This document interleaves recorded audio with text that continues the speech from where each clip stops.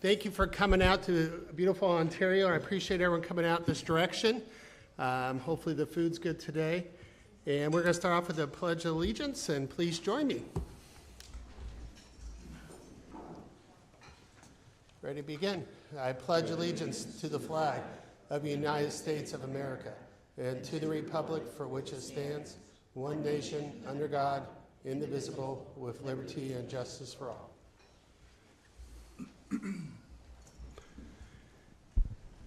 Is there any public comment? No public comment. Thank you, Maggie. Maggie's going to be watching over us back here. We'll start off with, you give me 60 minutes opening remarks. That's pretty funny. I could do it too, but then everyone would leave. So that's not going to work. I just want to say thank you. Thank you for the drive out here. Thank you for your dedication to serve your fellow residents of Southern California. It is a time commitment, and SCAG is not like many of you, I sit on a number of boards. A lot of them go very quickly. SCAG is a whole different level, but you're doing such great work for not just your community, but the whole region when you dedicate your time and your experience and bring those here. I think most of you know me. For those that don't, I'm on, I think, my 11th year of SCAG, or close to that, and it's been a decade here as a county supervisor. I did 3 terms in the state legislature before that, and before that I was a council member with Ray and at Chino Hills and left there as mayor, but I served a little bit of time period at SCAG at that time too. Totally different 20 years ago than it is today. SCAG has grown. SCAG's influence, I would say, greatly has grown, and that's because of the great work that the team has done at this location. I remember back in the old days, we had not so nice of a building either, and so I definitely like our new digs that we have in downtown, even though it's hard to get to.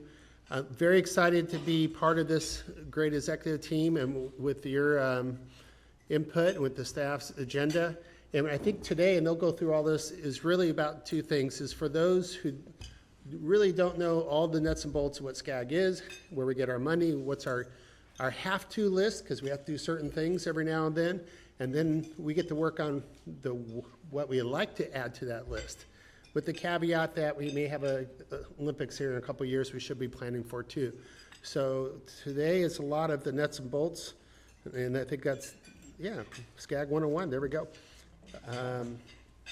And I appreciate how many people are staying, how many people are not staying tonight.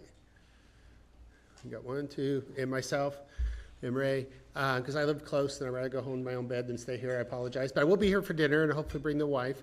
And I will have to pre-excuse myself. I'm trying to multitask today, like many of you, on the phone and other things. I do have an Ontario Airport board meeting, and I would normally miss it, but we're short on a quorum with the 5 of us, and it's budget day. So staff's kind of trying to push it out. We'll try to get it in and out in about a half hour, which is right across the street. So at that time, the show will still go on. And we're going to break hopefully before 5 and back here at 6 for 6? Yeah. Just in time to not watch the debate, unless we find a TV to put it on. But we're great. Thank you. Thank you for being here. I'll turn over to Darren.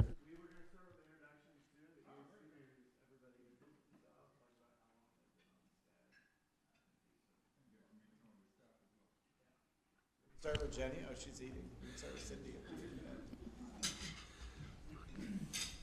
Well, hello, good afternoon, everyone. It's Cindy Giraldo. I'm the Chief Financial Officer here at SCAG, and I have been here amazingly already 3.5 years, so it's been great. Good afternoon, Erica Bustamante, Deputy Director of Finance, and I've been with SCAG. It'll be 9 years this November. Good afternoon, I'm Jeff Elder, Chief Counsel at SCAG. I've been here for 3 years and in the Chief Counsel role for coming up on about a year, including an interim period. Good afternoon, everyone. My name is Carmen Fujimori. I am the Chief Human Resources Officer here at SCAG, and I've been here for 11 years, so probably next to Darren. Woo woo! Yep. No, we're not.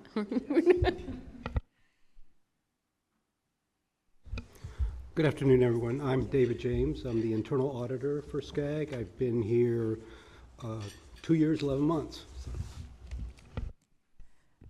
Good afternoon. Annie Nam. I'm the Deputy Director of Planning for Transportation. I've been with SCAG a little over 20 years. Hi, everyone. Elizabeth Carvajal, Deputy Director of Planning and Land Use. I've been at SCAG for a little over 2 years. Hello, everybody. I'm Sarah Jepson. I am the Chief Planning Officer, and I've been at SCAG for 10 years.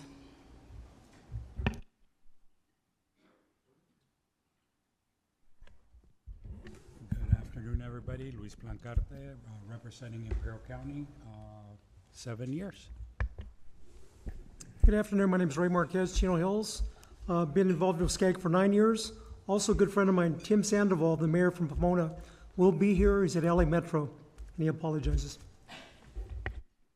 Lots of multitasking today. I am Ruben Duran, serve as board counsel for SCAG. I think I've been here since 2018. Sound about right? I'm also the city attorney of Ontario, so welcome to my hood and this fine jurisdiction, and Fontana. I'm with Best and Krieger. Glad to be here.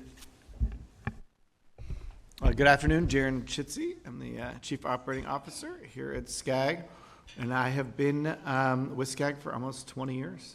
So, good run. That's the old man in the group.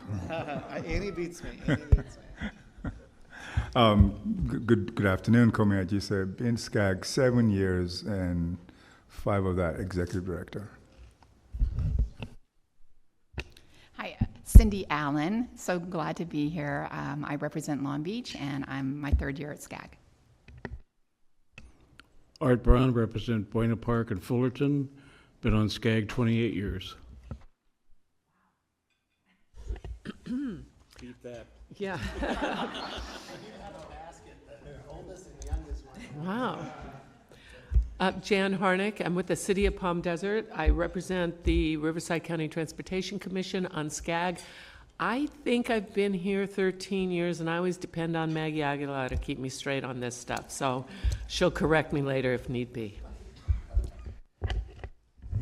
Hello, everybody. I'm Javier Cartagena. I'm the Chief Government and Public Affairs Officer. I've been with SCAG almost 9 years, and I just wanted to give a quick thank you to my team and also Maggie.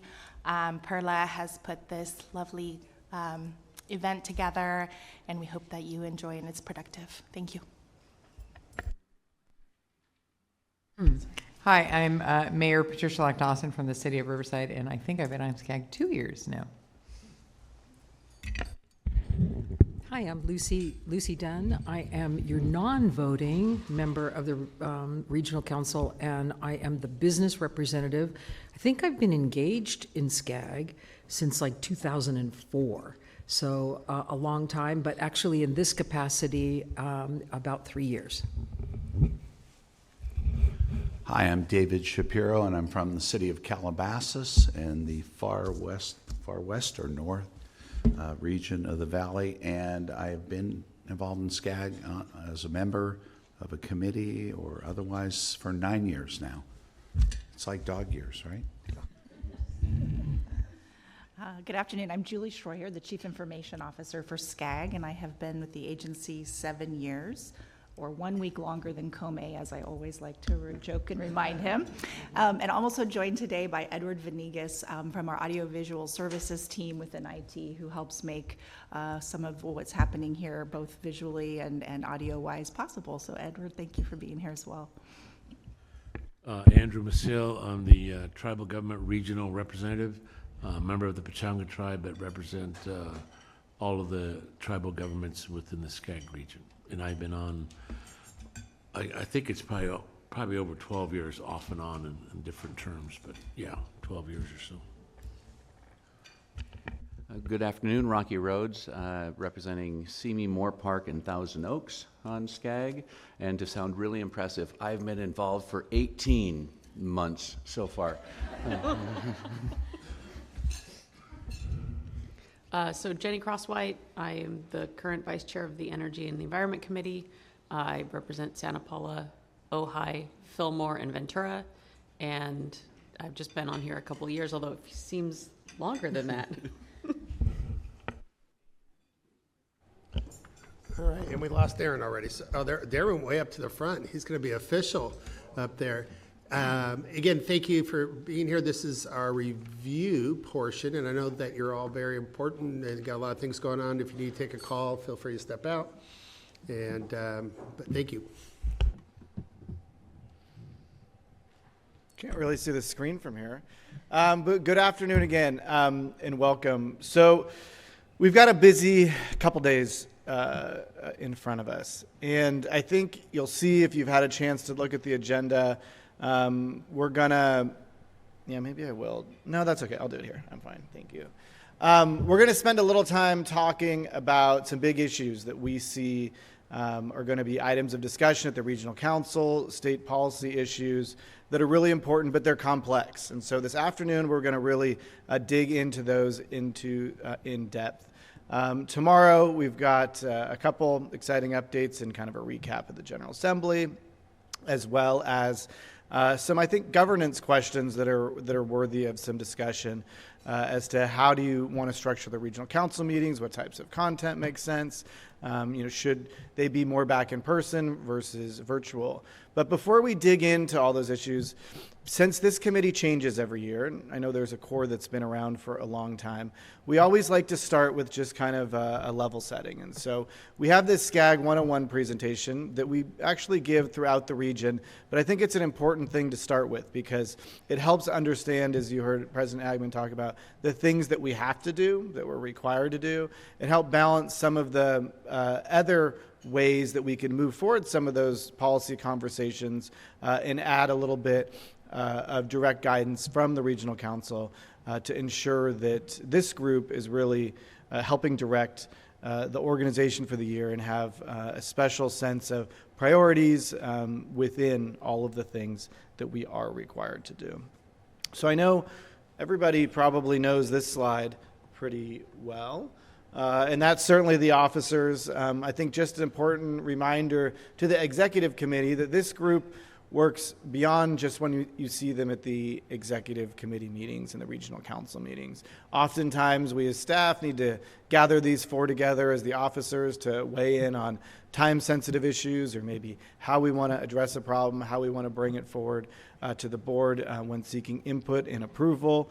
And so it's a big commitment, and we certainly appreciate all the time they dedicate to this organization outside of the regular meetings.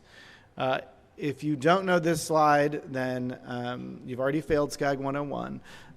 But we can't help but talk about it a lot because this is a big state, obviously the most populous state in the country, but SCAG represents nearly 50% of that population. It's large in size, it's large in population.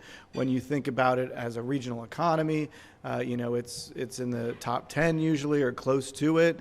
Right now it's listed at the 15th. So when we speak as an organization, people listen, but that also means the work that you have to do and the regional council has to do to represent and set those policies is that much more complicated because we are such a diverse region.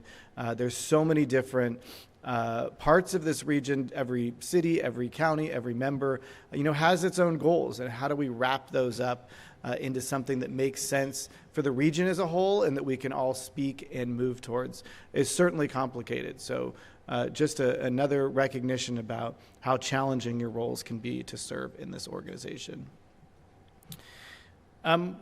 You might recall, and we'll talk about a little bit more, that you did update the strategic plan recently. We have, though, held true to the vision and the mission of the organization as was adopted in our last strategic plan. And so we certainly want to focus any of our retreat sessions around what it is we are trying to accomplish. Southern California's catalyst for a brighter future. That can mean a lot of things to a lot of people, but how we define it, how you define it, and certainly really thinking about the 19 million residents of this region and what's our role in making their lives brighter, their ability to move around the region, their ability to have housing, their ability to have clean air is certainly critical to what we think makes a brighter future, and so certainly becomes our guiding light. And when we think about how do we define that, God, it's changing. each and every day, it's certainly through the core values. This is something as an organization we talk a lot about with our staff. We put it on the top of agendas when we meet with our executive team, because we certainly think that these kind of foundational values is what makes us who we are as an organization, and we want to constantly be trying to meet all of these values. I think you heard President Hagman mention it again. What do we have to do? It's really easy. I think a lot of you come to SCAG and there's policy committee meetings, and maybe there's an outside speaker on an interesting topic, or maybe we have one at the regional council or an interesting speaker at the General Assembly. And those are all really important parts of what makes SCAG a unique organization. We're bringing all these different voices together, almost 100 elected officials together each and every month, as well as 1,000 people at the General Assembly as well. But at its core, we have a very important and substantial job to do that's really generally around these 6 areas. We were founded as an organization to really do long-range regional transportation planning. That's where we got our original federal money, and we'll talk a little bit about those resources. Recently, it was added, I guess it's not that recently anymore, almost 20 years ago now, a state law, SB 375, that says we also have to think about how are we contributing greenhouse gas emissions as part of those transportation plans, and how do we build strategies to reduce those greenhouse gas emissions as part of our transportation plans. The Federal Transportation Improvement Program is probably one of the most important things that we do. Not that many people really understand or know what it is, but without projects being in what's called the FTIP, none of the transportation projects that are deemed regionally significant in the region can move forward. And so that's something that our staff works very hard working throughout the region to ensure happens on regular updates, ensure we're in air quality conformity, a very complicated but very critical part of our work program. The Regional Housing Needs Assessment, I think we all know what that is, and we won't talk too much about it, but believe it or not, it's coming up very quickly again, and one of the key issues we're going to talk about this afternoon is some movement in the state about how to make the RHNA process better, and how do we play in and support that and ensure that it's meeting the needs of the cities and of the regions as well. We also, I think this is a strategic goal, but it's also a foundational element of what we do, is we have a responsibility to gather and share information throughout the region, ensure that it's quality, that it's consistent, that it's well trusted. And so that sense of being able to be that kind of honest broker about what's happening in the region and what types of progress is or isn't happening is a very, very critical role. And then we certainly touched upon this sense about being a forum for issues of regional significance. Some of them might not directly play into these 5 goals, but there still is a unique venue that SCAG has created that can bring and raise issues up to ensure that those conversations are happening. I think, Lucy might remember one of these a decade plus ago, nobody was talking about housing. And one of the things that we put on the table was having a housing summit, starting to raise the conversation about the challenges that we're seeing in terms of housing unaffordability in the region. And that certainly, I think, helped build a long conversation that's happened at the state level where that became, the number one priority. You've seen that the state identify as something that needs to be solved in the region. Not saying it was all SCAG, but that form that we're ability to kind of change a narrative on statewide policy discussions is a critical one that I think you all need to certainly be proud of.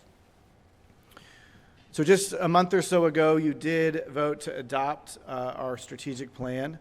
The strategy or the objectives that are in there, as well as the larger strategic priorities, will be critical to how we move forward the work plan in the years to come. The next step that we are really focused on as a staff level, and it will happen over the next 6 to 9 months or so, is to really start to develop key results. We heard from many of you in that conversation. It's fine to do a strategic plan, but if you're not showing where the progress is, and if there's not a sure end date to know when you finished, it's not as meaningful. So we just want to reassure you that we are working on that more in-depth part of that strategic plan, and we'll certainly come back with the mechanism to define what success looks like and how are we going to report that out to the board. A couple things that you will start to see, though, in the shorter term, as part of agenda items, we always identify what strategic plan goal and objective that item is moving forward. So you'll start to see that on your policy committee and regional council agendas, these updated goals and objectives. And certainly it also is part of us developing the budget that you'll see come forward in the months ahead as we look for some amendments that we're going to need later in the fall. But that's a general sense about where we're going with the strategic plan and a commitment around ensuring that it can be measured. You've already got to meet the people that are on here today, but it gives a sense about the types of staff capacity that we have within the organization. It's a really dynamic staff. There are people in positions throughout this team that make this organization run day in and day out.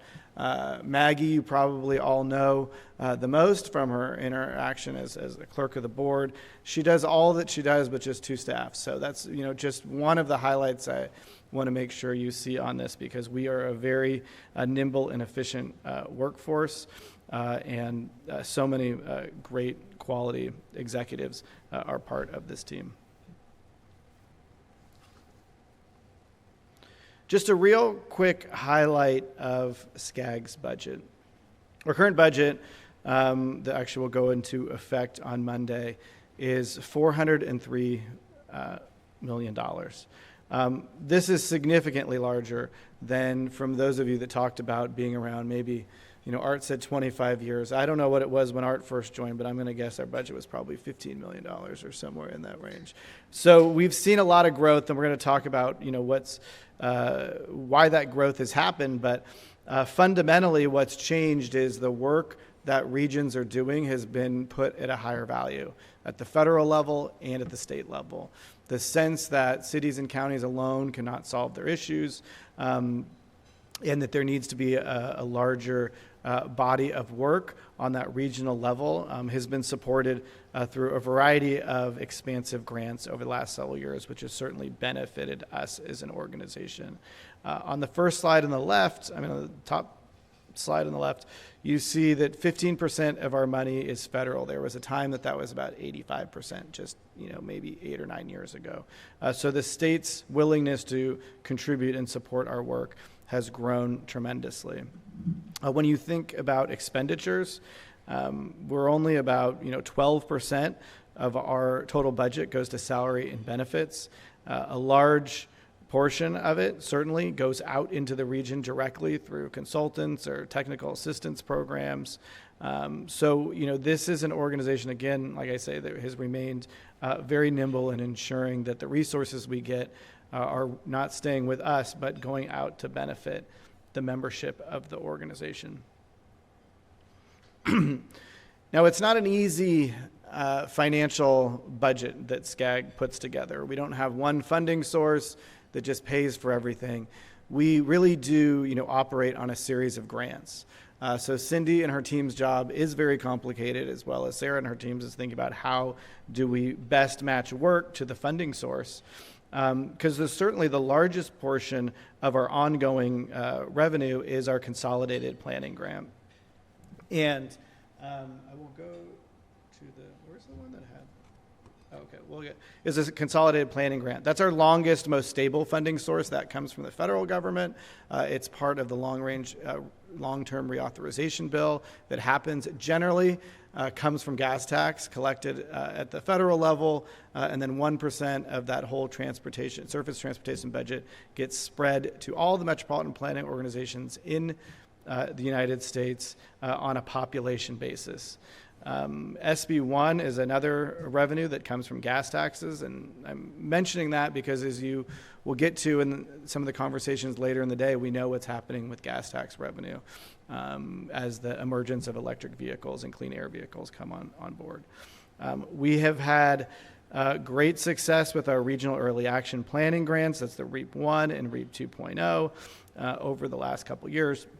Really changed the dynamic of how we've been able to do housing planning in the region. We've gotten special grants on the Last Mile Freight Program from MSRC. Our Transportation Development Act money, or TDA, is a transit account that comes through sales tax, and then other state and federal grants and some third-party contributions that we use as in-kind and other sources make up another portion of the budget. So you can see our budget is complex. And it also has continued to grow. In just the last 5 years, you've seen it over quadruple. Now, as we look out to the future, and I think this is an important thing that we just want to make sure the committee understands, it's unrealistic that we're going to have the same levels of revenue 5 years from now that we have today. It might happen, but we've seen what's happened at the state level with certainly the REAP program supporting our housing effort. But we also know the state budget has some challenges right now. We've seen at the federal level with IGA and some of the large-scale infrastructure programs, those are really once-in-a-generational types of investments. And so while we've been able to maximize those and certainly bring as many of those resources to the region as possible, we also have to be cautious and think in the years ahead that it's unrealistic that those revenue sources are going to be at the same level. So one of the things that we have been focused on, and this gives a sense about how our staff has grown, you'll note that our staff has not grown 400% the way our revenues have. So I think you see a workforce that is extremely busy and very efficient. But as we look out to the future, and this was kind of, I think, highlighted in January when the governor proposed reducing the REAP budget, we had to be more thoughtful and more careful. And so we've been doing a lot of work internally about how do we reduce ongoing costs. We've held some vacancies and just assessing in a very thoughtful way, what does our long-term sustainable budget look like? We certainly feel very confident in the budget that will start on July 1 is, of course, balanced, and even the year after that, that the revenues, there might be some challenging choices, but nothing drastic, but we want to make sure the organization is in a healthy, sustainable way as we look out to the future. We've done some surveys of staff about retirements just to get a sense about what our workforce looks like so we can plan and support for those that might be leaving, but actually also balance out our staffing as needed over the time as well. So just want to make sure that the committee was aware of that we certainly are being very thoughtful about planning for the future and ensuring that expenditures will match funding sources in the long run. To give you a little example about the types of things that we're thinking about, I mentioned that the consolidated planning grant money was split up by population. You might have noticed, and we've talked about it a lot, certainly the SCAG region's losing population for the first time. And so this was the first time, I think, maybe ever, that our CBG money actually dropped in its last go-round.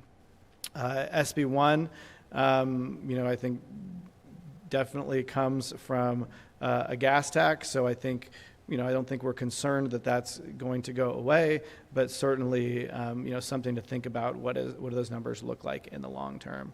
We know the REAP money will end this year. We know REAP 2 money has been extended, at least till FY26, maybe a little bit longer. But there are some new programs that are coming on board, and the Safe Streets for All competitive grant. We've been awarded new federal funds at $12 million over 5 years. As well as the CMAQ and SDBG. Those will bring new resources. We have a new role to play in that, so it's a lot more work, but there are also new resources that will come in to SCAG as part of that, and we'll talk a little bit more about what that work effort looks like actually tomorrow. So I know I threw a lot at you. I haven't paused, but happy to answer any questions. But that's a quick summary of SCAG 101. Any questions? You did a good job, Darren and team. Thank you. And we have, this is all, I know I got my digital copy. Everybody has a copy of this too? Yeah, it's in your Yes. agenda packages, yeah. So if you didn't want to take notes, it's all there. Yeah, there's a It is. text. I think- Just for context, when I came to SCAG, the budget was about $79 million. In fact, when I saw the 400 plus million, I gasped because I thought we maxed it out at 350, but we've since made more money since then. So it's a really, really big stretch of a budget, and we've, I think what you would see if you look closely on the chart, with the staffing chart, is we've tried to manage to keep our growth in staffing within reason by using a lot of temp staff, knowing that some of the funding that we have are one-time funding sources. But there's also this business of where work continues to be recurrent, and what we thought might be temporary continues a little longer, and so it's a really difficult obligation we have in trying to keep the right staff in place as the work continues to be engaged over time. So it's hopefully you get a good context for the nature of the work that we do and some of the resource management obligation that we have within the organization. Can I, Thanks. quick question? Ray had one first. Then Oh. I'll let you. Thank you, Mr. President. Darren, just a quick question regarding gas tax with EV. I guess last year, 40% of the new cars being sold, 40% are now EV cars. So gas tax, are we getting hit? Is that number dwindling? We have a whole maybe half-hour to 45-minute presentation on that later this afternoon, so we'll dig into that. Absolutely. Thank you. How much time do we have to talk about CMAQ? Yeah. Because I know that's a big issue for everyone, and it says 12 million per year, and I can tell you in the Coachella Valley, air quality is, everyone's talking about it, and I'm wondering, how does SCAG show up and allocate and address these issues? So the 12 million is what's available to us at SCAG to spend. There's a larger pot of money. The next round of STBG CMAQ is about $1 billion for the region. Right, $1 billion. Yeah, with a B. So it's a lot of resources from the federal side and allows us to do the things that are CMAQ eligible, for example, on air quality.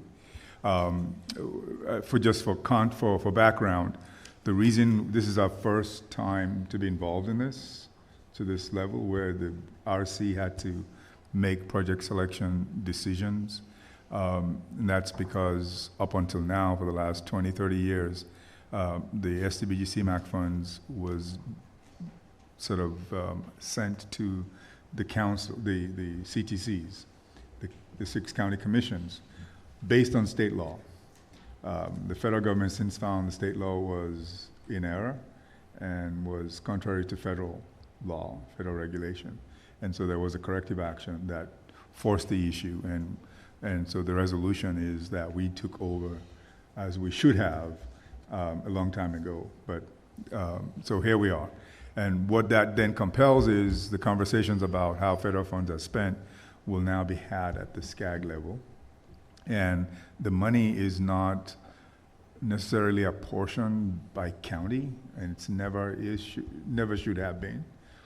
But there is a sense that after 30 years, people feel entitled to a portion of the money coming to their counties. And so we're going to be, I think we're going to be involved in some delicate conversations over the next cycle, where there's a lot more money to talk about, and how we address the project the program objectives of these programs, which is to do the right projects, which means the right projects might be in one area more than the other areas. And so it may not be geographically dispersed as we used to have it geographically dispersed. So that's a tension that we're seeing going forward. But for our sakes, on the SCAG side, we have an opportunity to have resources to do some work that are more regional with the 12 million that we have. So we can do some more regional best practices type work that would affect more people than otherwise would have happened in the past. Do you want to add something? Sure. I think just overall in the changes that we've seen in our budget, we started as an agency who was completely focused on the planning work, right? And we developed excellent plans, but then we'd have struggle with the region implementing them. Because as was shown on Darren's first slide, we have 191 cities, many of them with very small populations. And as you all know, representing your local communities, it can be very hard to implement the visions that the region might have unless you get some more support. So the way we've grown over the last couple years and the grants that we've pursued are really around supporting our local agencies in implementing that broader planning vision that we have. So you've seen that in our Sustainable Communities program, which we'll talk more about later on, but we pursued different resources in order to fund that program. Obviously, REAP 2, another area where we've been successful in bringing in some additional dollars. And in REAP 2, we're also pivoting in that, historically those resources that we got were for helping local jurisdictions do a plan. We could help you come up with your active transportation plan for the region or for your community.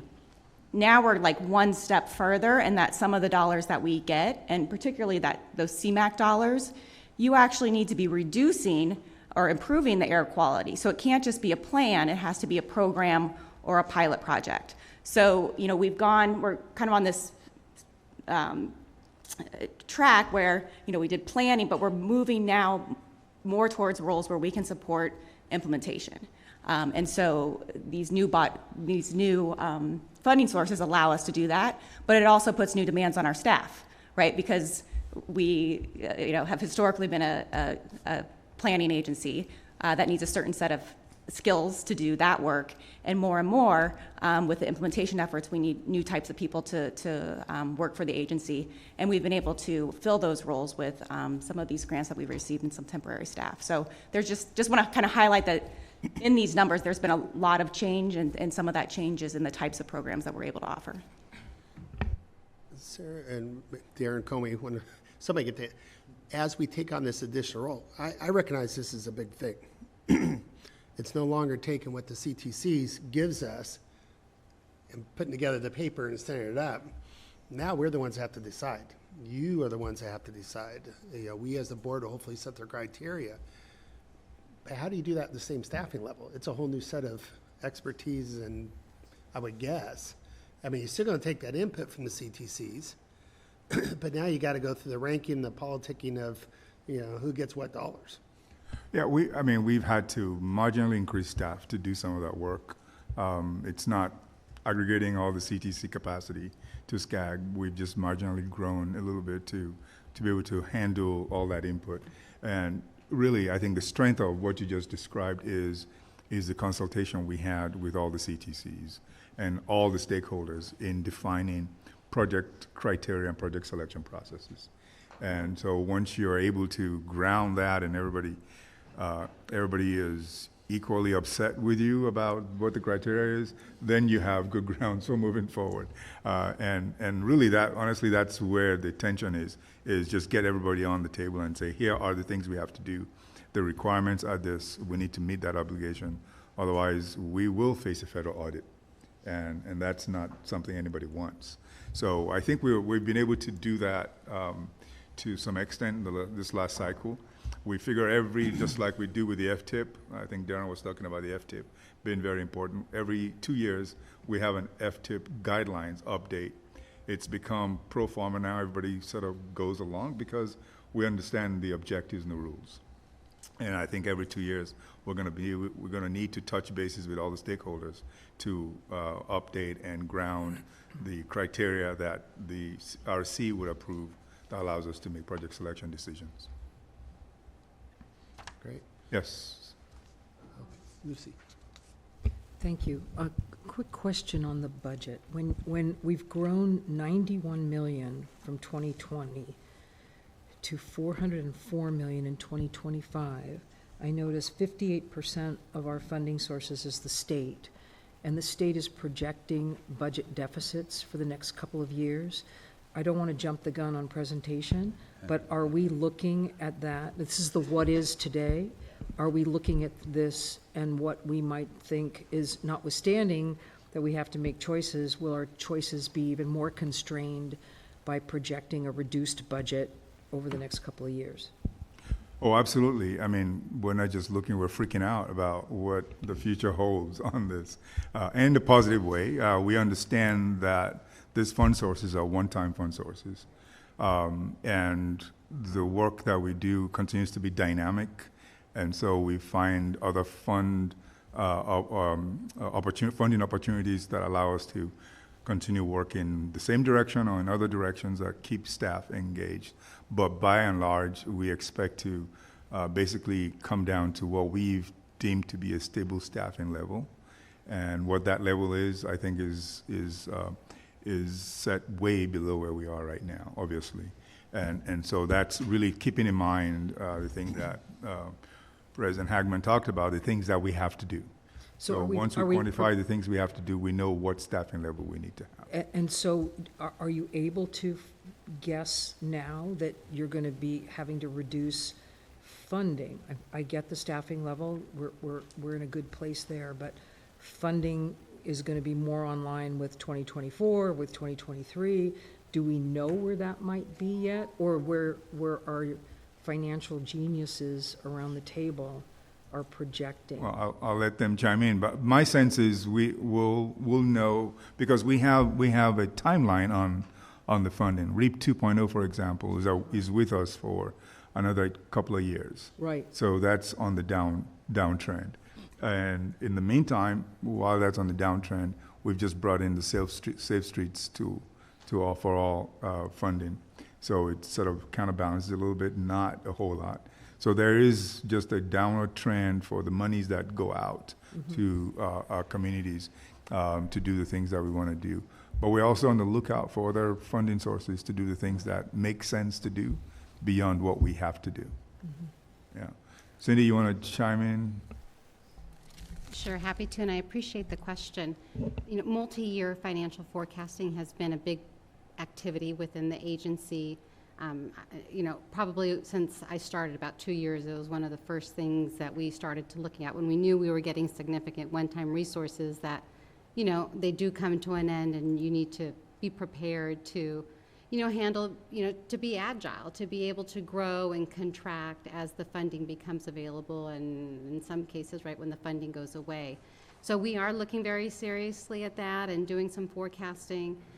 It's been a bit, you know, to answer your question on kind of stable state revenues, I mean, our best estimate at this point is around we're going to be around a $90 million a year agency, we think. It's somewhere in that neighborhood. We're not exactly sure. We'll have to wait and see, you know, what the state and federal government provides in our future. But we are running models based on different funding sources so that we can be prepared. I mean, we ran it with 50% REAP, and now we get to go right back to full funding REAP, and just to be prepared for whatever those circumstances are. Just as an idea, Cindy, it might be good in the 5-year budget history to kind of like give us a forewarning with some dots that say, this is sort of where we're thinking 26 might be.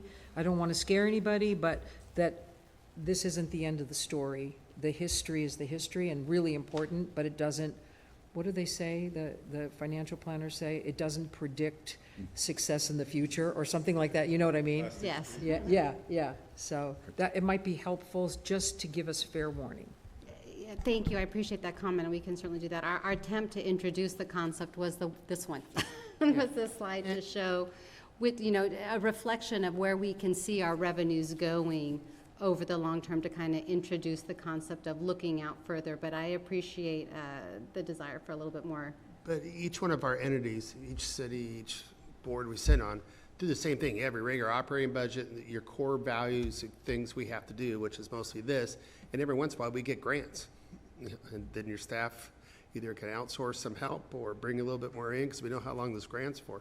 So our core stays the same, I think. It's just we have this big bump because you have REAP, which is nominally over a couple of years, the one-time dollars. But there may be other ones in the future. I mean, sitting on AQMD and others, I see other federal dollars now coming through to work on some of the things that Southern California kind of exclusively is working. I do see probably getting a bump up once we figure out how to get money out of the feds for LA 28 Olympics, and that's going to be some probably additional things. So we're going to see ups and downs with the one-time monies, but the core pretty much is, you know, for the most part is staying pretty stable, right? Yeah, absolutely. And back to your point, I think you're the one that mentioned that making sure we have the right expertise, because it's not just a flat staffing level, it's having the staffing that has the expertise in the areas where we're growing and moving towards where the funding is. So, you know, we've had a lot of housing work, and now we might be going a little bit more traditional to our roots, where it's a lot of the new funding, you know, CMAQ, SDBG, CRP, it's back to transit and greenhouse gases and implementation work, you know, new areas and having that level. So all of those factors are certainly part of what the executive team is taking very seriously when we're looking at kind of those out years to make sure we're prepared to be successful. When we finally get rid of legislators having pet projects, we'll probably won't have the one-time money, but I don't think that's happening anytime soon. Well, we're going to move on to see if we are an employees or we're going to be 1099 right now, right? And that's, and this is my famous joke. You ask 3 attorneys, you get 6 different answers on this, and even from the same firm sometimes, Ruben. But here we go. All right, thank you. Jeff Elder again, Chief Counsel here at SCAG. I'm going to be going through these items you see on the screen here to get to our ultimate recommendation, which is to continue to treat the boards as independent contractors. So first, this all came to light when Metrolink received a finding from the IRS stating that they should be treating their board as W-2 employees instead of 1099 independent contractors. They determined that Metrolink's appointed officials were employees for tax purposes.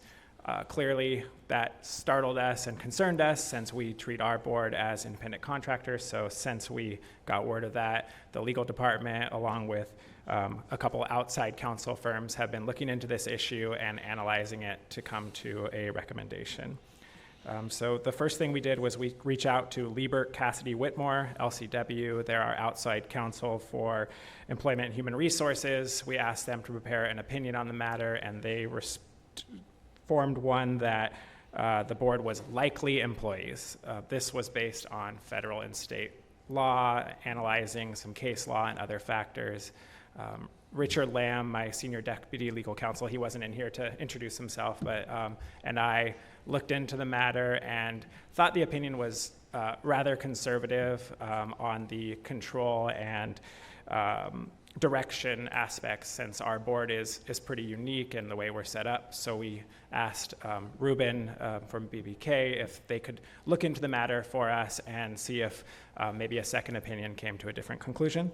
We worked with Isabel Safi at Best and Krieger, who is an expert in this area, and she pointed us out to the Section 530 of the Revenue Act of 1978.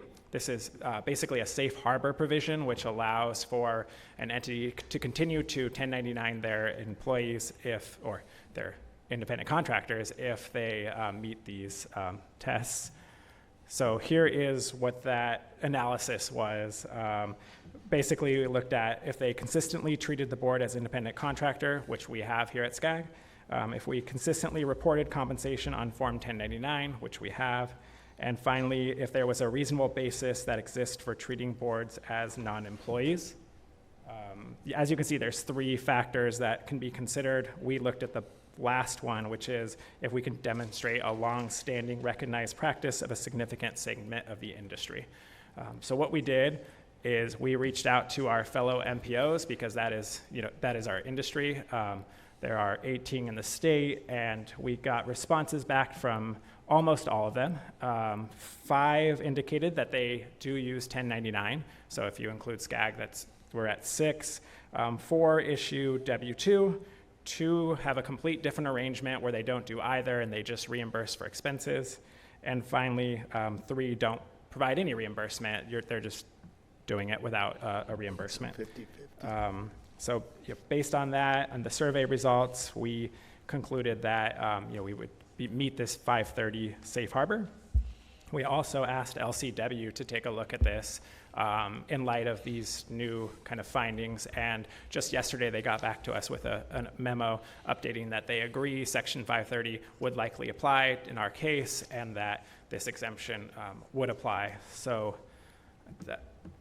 so basically, based on these findings, the Section 530 and actually one thing I forgot to mention, during the survey, AMBAG let us know that in 2013, they received a notification from the IRS that their board was independent contractor, not employees. AMBAG being a fellow MPO, that's good precedent to demonstrate that we have a reasonable reason to rely on continuing to treat our members as independent contractors, plus this Section 530 analysis. So while there's still some potential risk if the IRS comes and makes a different determination, we're confident that based on the research we've done and the reliance on legal counsel and due diligence, that we would have strong arguments to continue to treat our board as independent contractors, or at least at a minimum avoid liability or fines, and just kind of have to switch our board over if they come with a different determination in the future.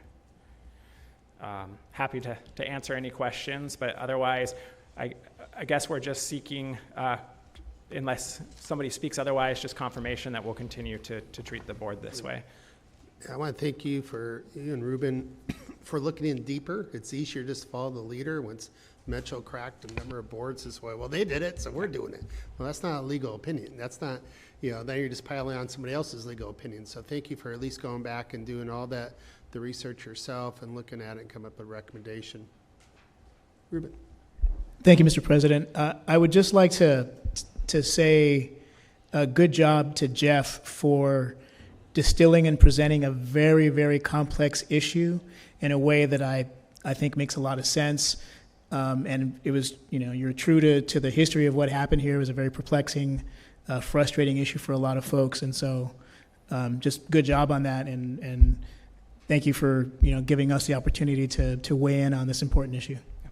Thank you. No, I completely agree. Ruben says he'll put up his salary up if we do get penalized. Take it out of his budget. If I could, I know that we're in a public meeting and I can't really go off the record, but I will just offer some anecdotal observations, if I might, and Jeff can fill in some coloring based on his conversations with Isabel if he wants. And Isabel is truly one of the foremost experts in the state on tax issues with respect to public agencies. What we think is happening is there are certain players in the IRS who are kind of testing different public entities throughout the state and maybe throughout the country on an issue like this. And what happens is once one or more sort of cave, it creates a momentum for them to essentially win their side, for lack of a better argument. So I'm pleased that the board appears to be willing to stand up in a justifiable way. This is a completely reasonable position, I believe, to take, and justifiable. Not without risk, as Jeff has pointed out, but certainly I could stand in front of a judge with a straight face and make this argument if I had to. So, Jeff, thank you.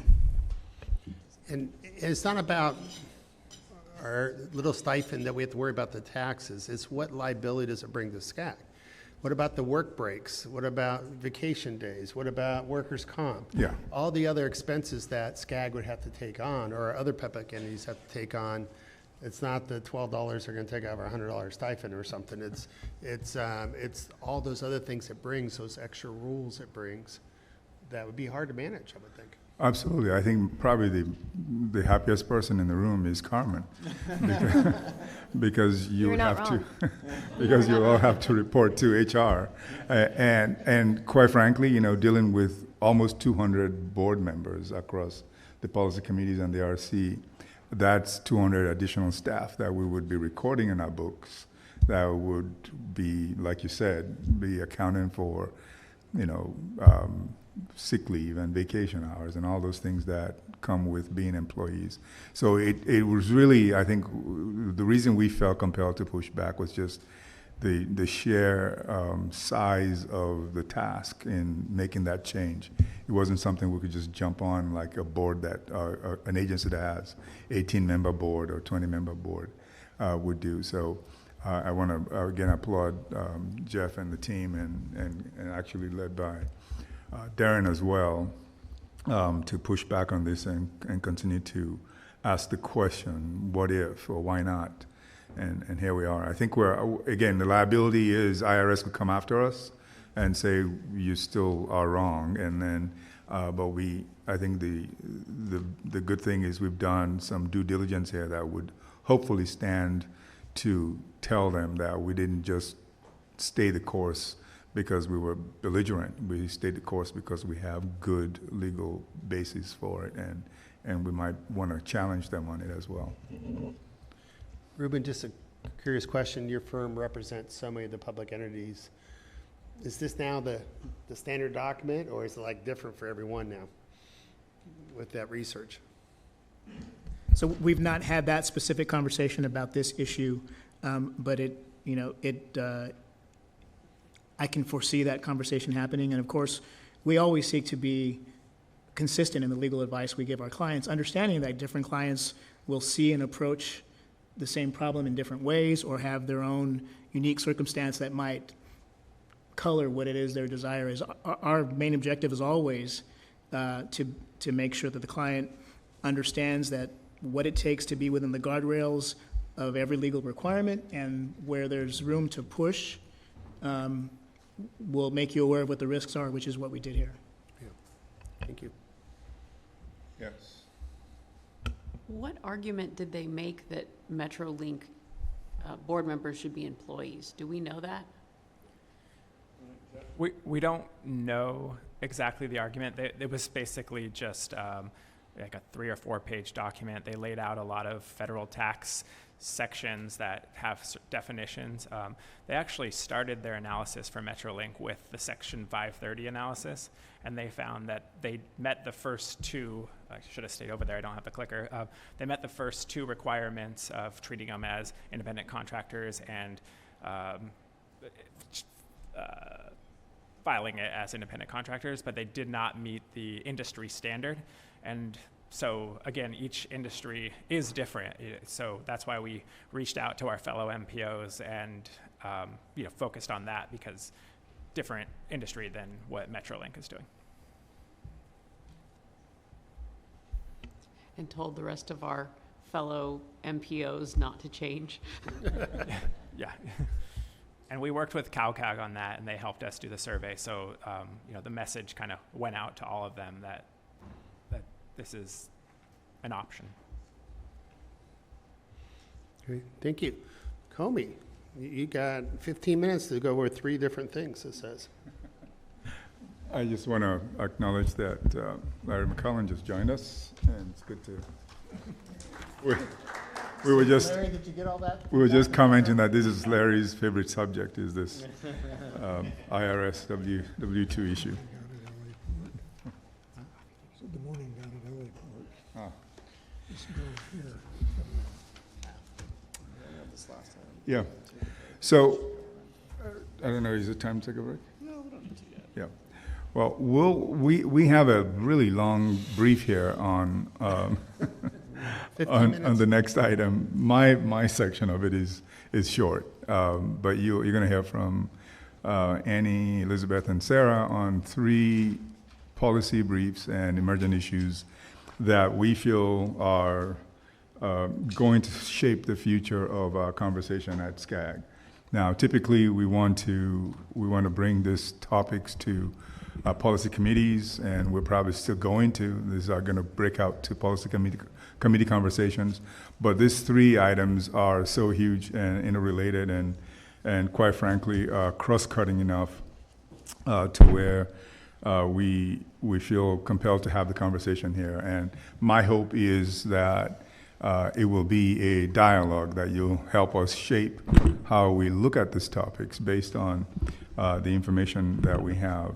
We're going to talk about transportation finance. We've been talking about finance for a while, because it's a cliff that continues to be looming, and we're getting closer and closer to the edge of that cliff. And in our last plan, we did show that we have the potential of $100 billion shortfall in funding at the local level for transportation because of the declining buying power of the gas tax, even with the indexing we have with SB1. Annie's going to talk a little bit about that.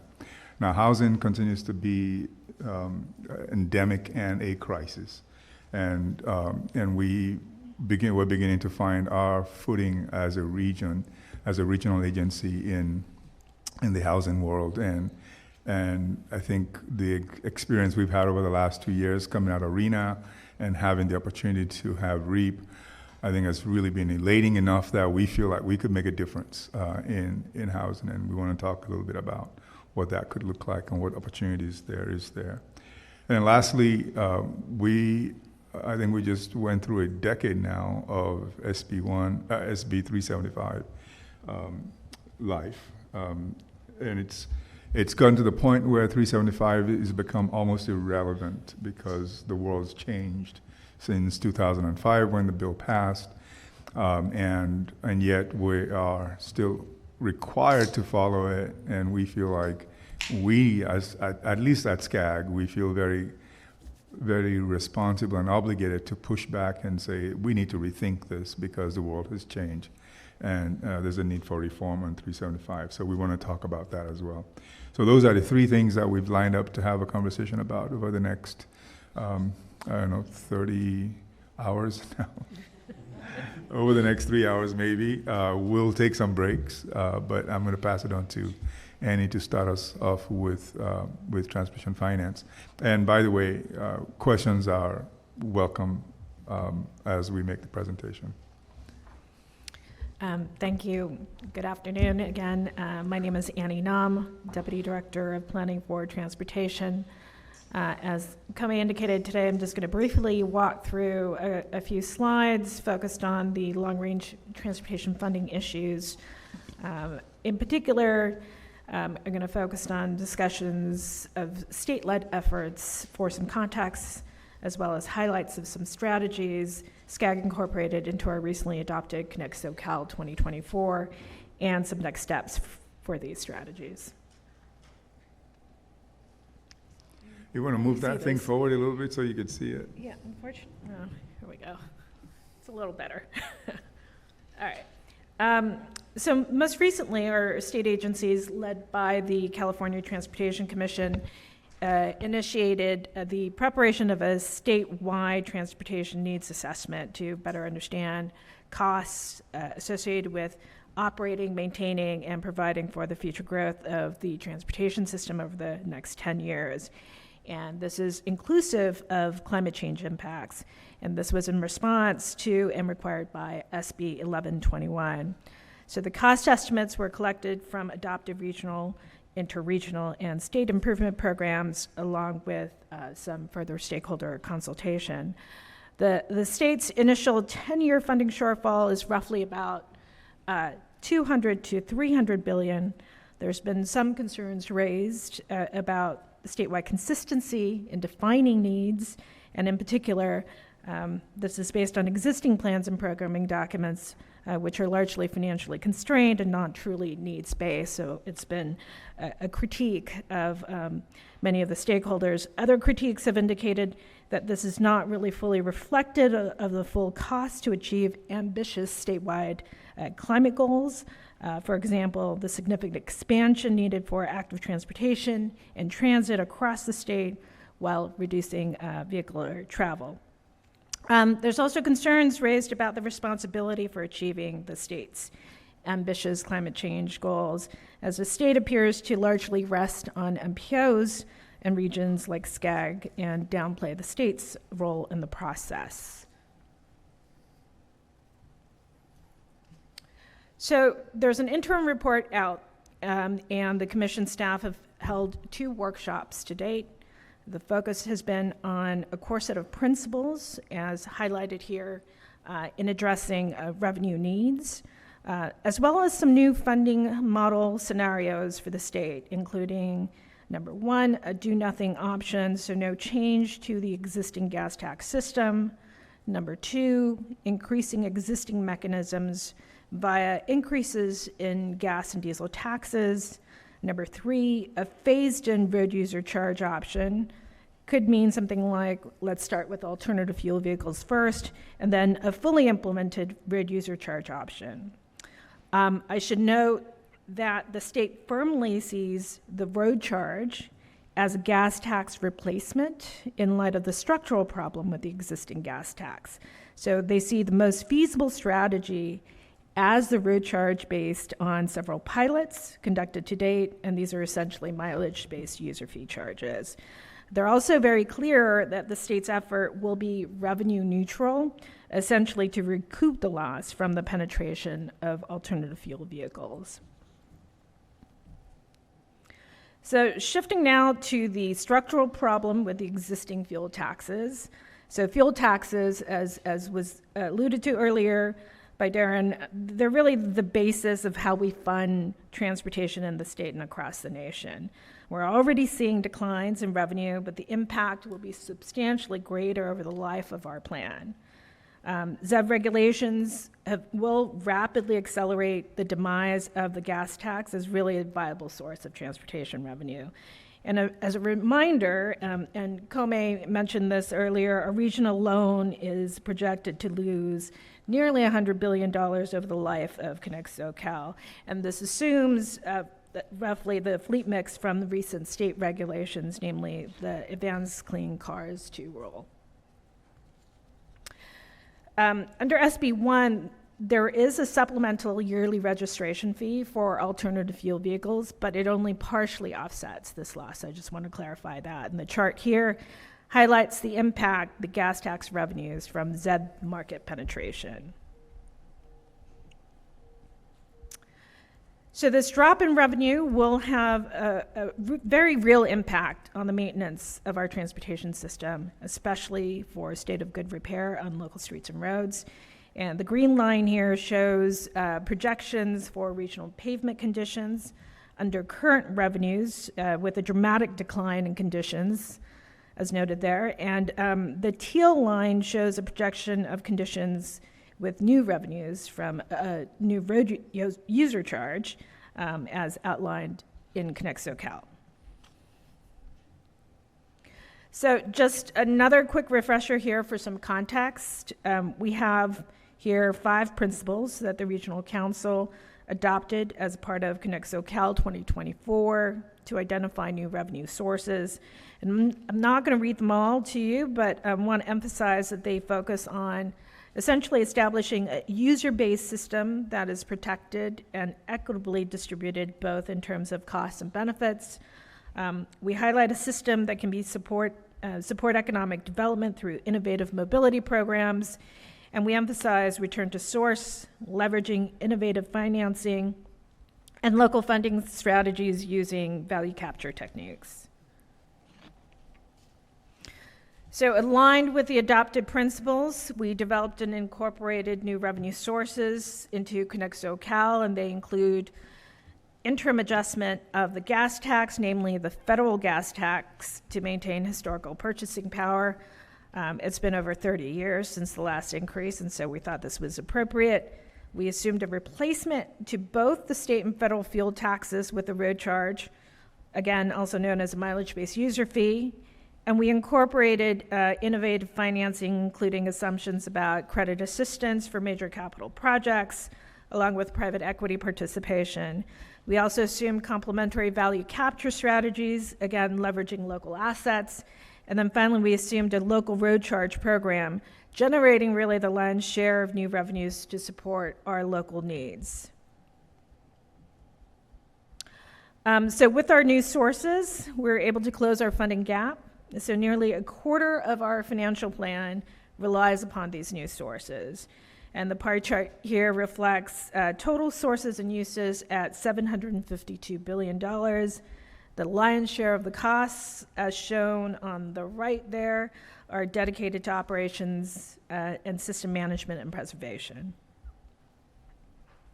So here's a more detailed Out of our planned expenditures in ConexoCal 2024, again, the lion's share on operation and maintenance expenditures, and within the capital projects and programs category, more focus on transit and passenger rail systems, along with goods movement, arterials, and active transportation.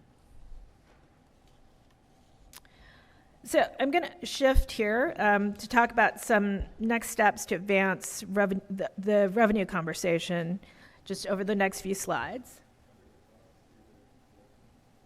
Okay. If I could, I have a question. I'm just looking at my family per se, and in my family, I drive a hydrogen vehicle, and I have a hybrid. My son just bought 2 electric vehicles. So I'm looking at the gas tax revenues decrease 3.6% per year. Is that conservative? Because I'm seeing a lot more people buying EV cars. And that just seems like such a small number, 3.6 per year decrease. It's actually, we reflected basically the current regulations on advanced clean cars. And so as a part of that, that's actually a pretty ambitious effort. And so it's not necessarily conservative. It's reflective of what we anticipate we will see. But you're right. I think over the course of just the last couple of years, this has become much more real to all of us, right? I'd say perhaps 2 iterations of our plan, we talked about this issue. And I don't know that it resonated as much, but this time around I think it does, because many of us actually drive electric vehicles, and many of us anticipate purchasing an electric vehicle. And so I do think that more and more we're definitely going to see greater impact in terms of losses of revenue as a result. So not exactly transit related, but a question that I have is anyone having there's a second piece to, if people aren't using gas, there's another revenue source that goes away, and that's local revenues. Is anyone having that conversation? Because that's a piece of the conversation that I've talked to other people who are like, no, we're talking about transit.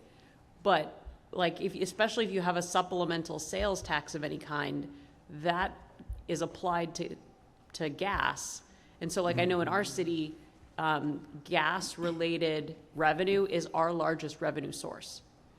So if you get to a point where everyone actually had an EV, then you've taken away the largest funding source for some cities. Now, some cities are luckily have a more diverse portfolio of where their revenue comes from. But I'm just wondering if that's a conversation that anyone is having, because everyone I've talked to so far has said, no, we're focused on the transit funding aspect of it. So the replacement is the gas tax, not the sales tax on gasoline. No, yeah, it's the excise tax. Excise tax. Yeah. So there's a difference there. Cars will still need gas to run for the next, 50, 60 years. There will be a lot of cars that are running on gasoline. So you could still have sales tax on them. But if you replace the mileage-based user fee, if you replace the excise tax with the mileage-based user fee, you're replacing the gas tax, which is slightly different than the sales tax that you might be referring to. Right, but at some point that will go away. I guess is what I'm saying is, it might be The use of gasoline is going down anyway. Right. It's been going down for the last 2 decades. Quite frankly, the straight up use of gasoline has been going down marginally over the last 2 decades. We've noticed that. And so the correction that SB1 did was to index and increase the excise tax on gasoline, because we're losing buying power with the reduction in consumption. So you're right. I think over time that consumption is going to go further down. So you would have to find a replacement.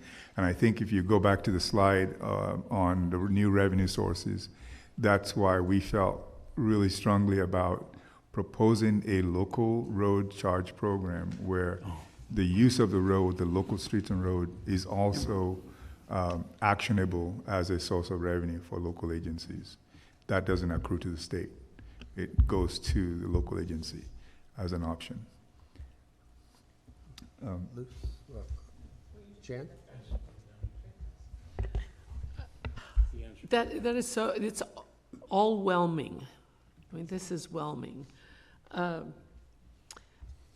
Right now, would we say that our vehicle makeup for ZEVs, it's less than 10% of the total vehicle fleet? Is that accurate?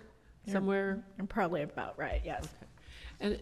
And Kome, you had said that use of gas is going down. Is that per capita or is that as a whole? Total. Okay, so as the population increases, nonetheless, the use of gasoline is going down. Yeah, because the vehicles are more efficient, they're using less gasoline. Okay, so, and that makes perfect sense. I think New York City let us down with the congestion pricing, and they kind of For now. wimped out on it. But you want to talk about the difference between, we talk about the road user charges, and then we talk about the congestion pricing, and it's two different sources now we're looking at.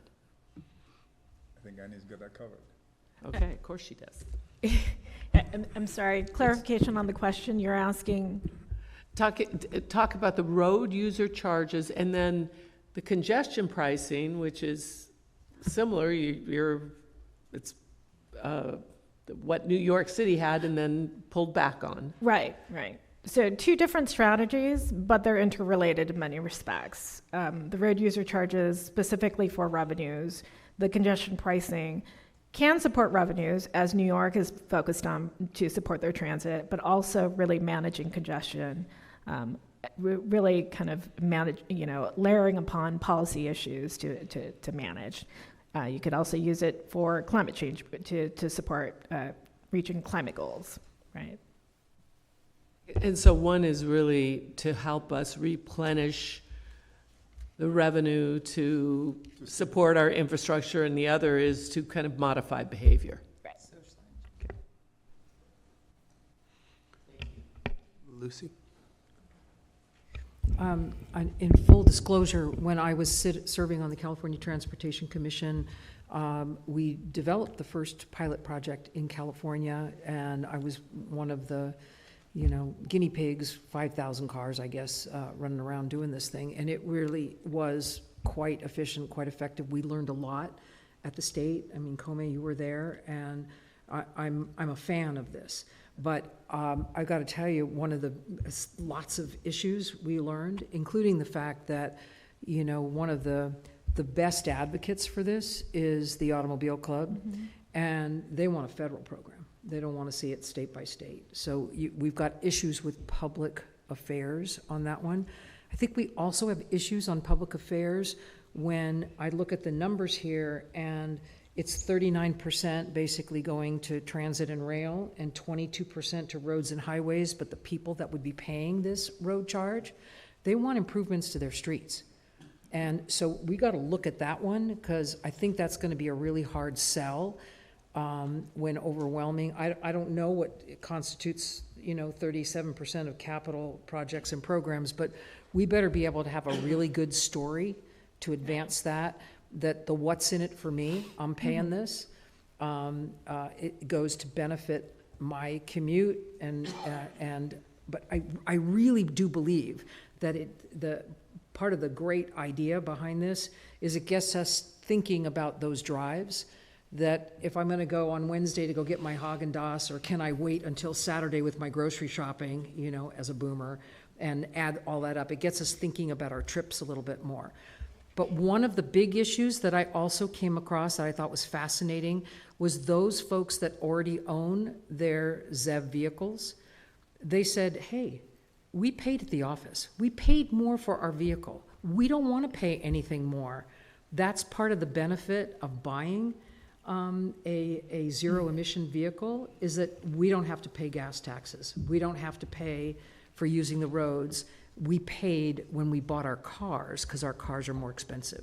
So there's a whole issue of entitlement, exactly right. There's a whole issue of public affairs that we can analyze the technical side and where we at SCAG would like to go, But understand, we're going to be in a world of hurt for a long time as we try to convince the public to do something different and don't have support at the federal level. I would love to see Oregon and Utah have done it on a volunteer basis. What have been their experiences on doing road charge? That would be fascinating, because I don't think lots of states are exploring it, but I guess they've implemented something on a volunteer. Yeah, so it'd be kind of fun to learn.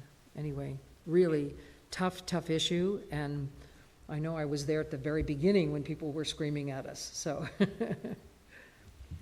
I'm going to ask about one more thing too. That's from my personal experience.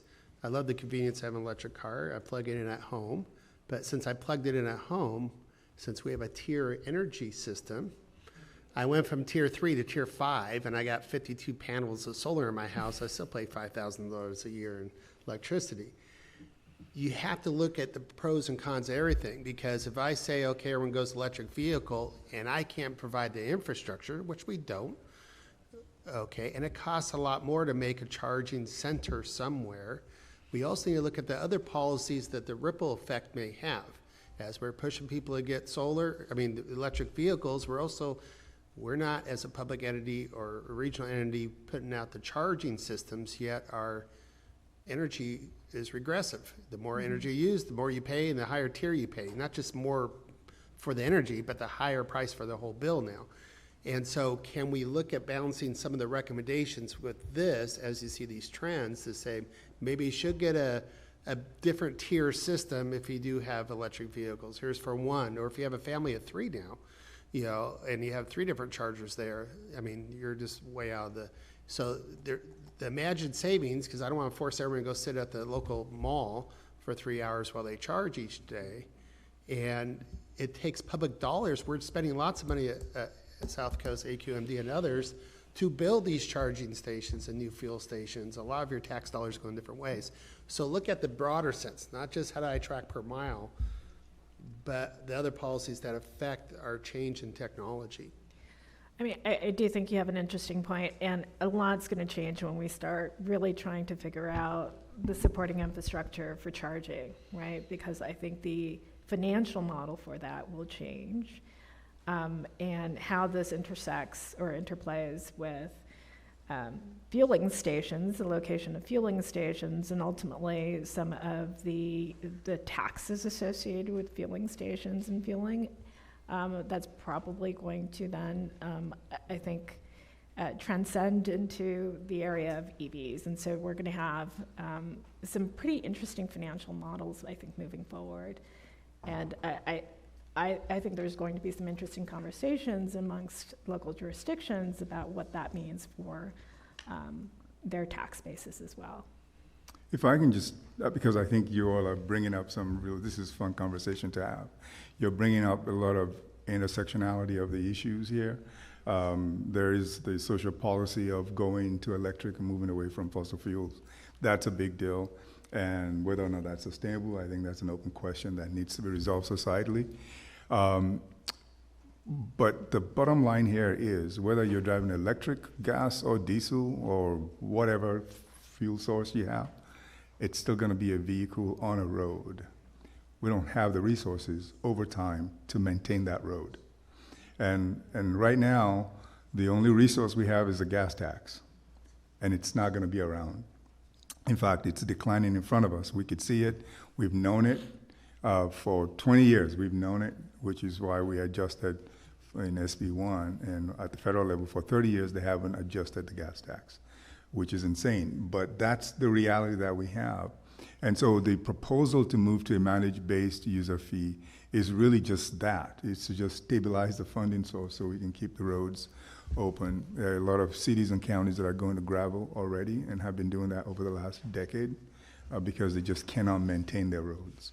And that's, it's an existential issue in terms of our economy. If we don't stop to think about it, how you move goods and services is really dependent on roads. So that's really the crux of this conversation. There are issues of how you might, what kind of vehicles you drive and how you might change from fossil fuel to electric. I think that's a whole different issue. But here we're talking about just stabilizing the funding source to keep the roads open, whether you want to run transit on it or cars on it, or trucks for that matter. If I might Yes, Barry. just bring to everyone's attention, SCAG was the first one to bring this forward to the attention of the nation in our 2012 RTP. We were the first ones to bring it forward to VMT, and we're still trying to do it, right?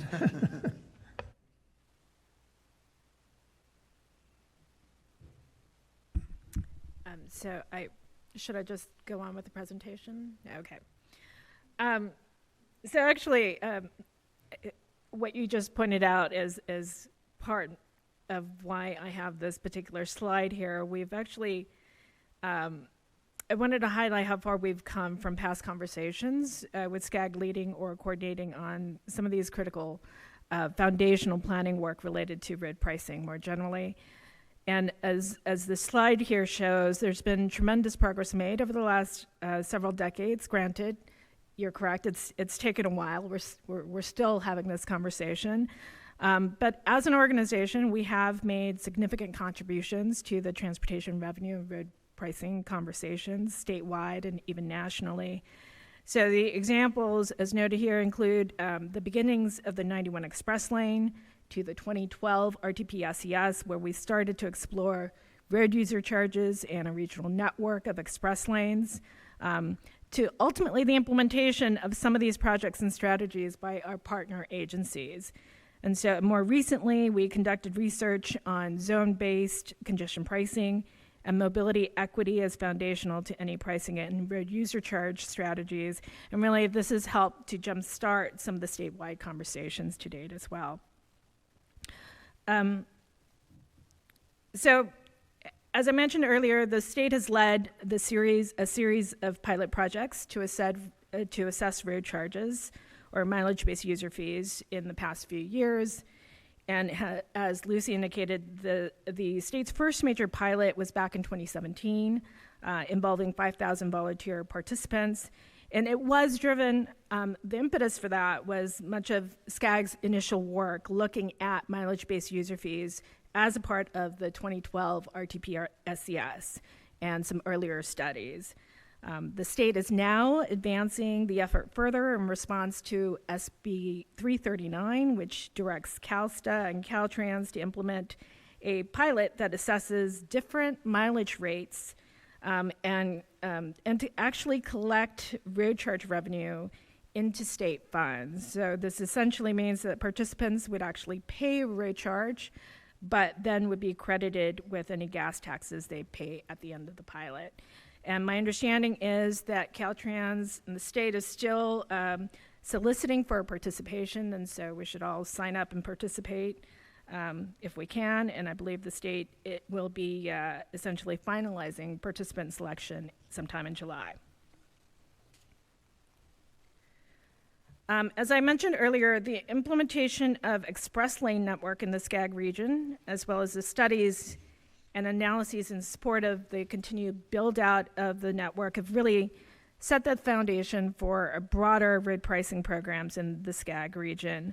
Our express lane system incorporates comprehensive multimodal solutions, including transit service expansions, provision of transit stations at express lane corridors, park and ride facilities, and enhancement of van pooling and other ride-sharing programs. And collectively, they are projected to generate $32 billion through 2050. There's been, in recent conversations, lots of pushback over express lanes, as they've generally involved capacity expansion in addition to HOV conversions in our region and throughout the state.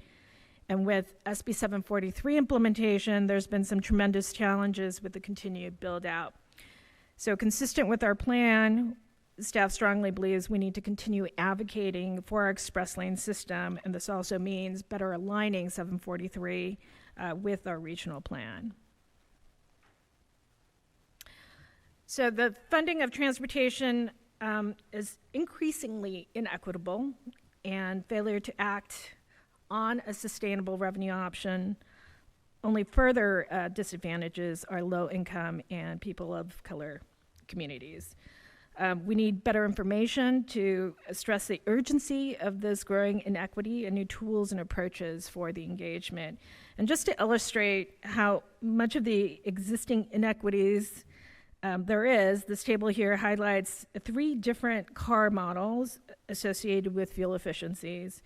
And under our current system of gas taxes, lower income people who tend to own older gas-powered vehicles pay much more in gas taxes. So if you look at the column there towards the right, $558 per year versus a Tesla owner who pays a little over $100 per year in registration fee. So our travel model data also shows us that higher income travelers... Question. Do you know what year Tesla Model S registration you were using? The only reason why I ask is because I have a Model Y and we pay $759 a year, so I want that one. No, but that's not the is that the, That's just the registration charge.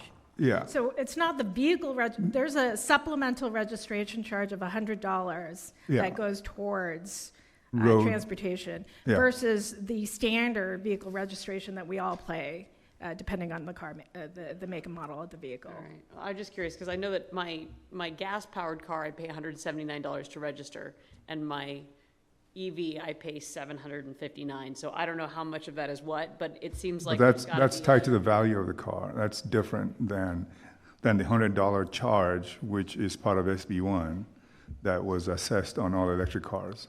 Okay. I think this may be a part of the problem, and perhaps a lot of the communication needs to clarify what the various charges are and what they are meant to then go towards, right? Vehicle registration charges go to the DMV for various purposes. It doesn't necessarily support transportation, right? The charge that they identified specific to alternative vehicles for $100, that is intended to, quote unquote, offset the loss in transportation revenues. It's obviously not large enough to do so. So the vehicle registration fee that we all pay, whether you're gas-powered or electric, that doesn't come into the state highway account. But the $100 assessment comes into the state highway account. So that's the difference for electric cars. And then the rest of the gas-powered cars pay into the state highway account through gas tax. So then how does that relate to the 2 numbers that are above that? Because it has gas tax, I'm just trying to understand the chart then, because it has gas tax being set, like for the Chevy, it has gas tax being $773, and then the annual fee being $657.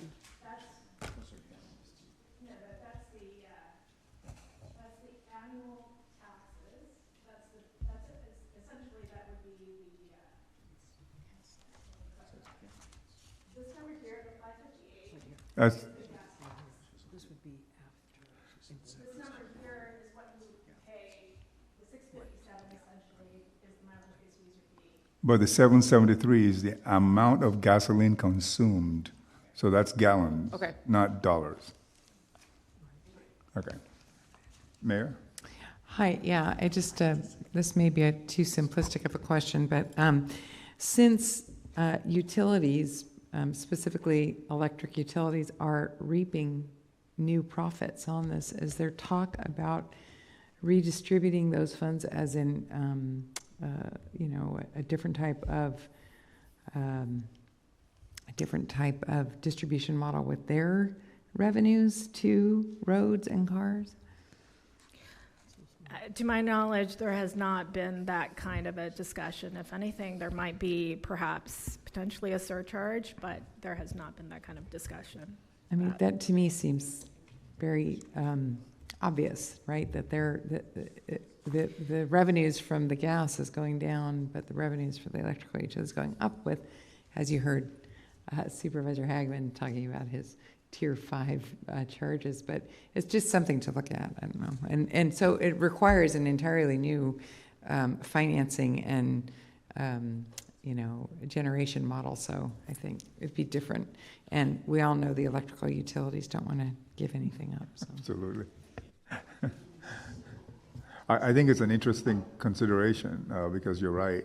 They're reaping the benefit of what's not going to gas tax, right? So, but that's a whole different level of difficulty in policy conversation that I think it would bring into this. So, but something to think about.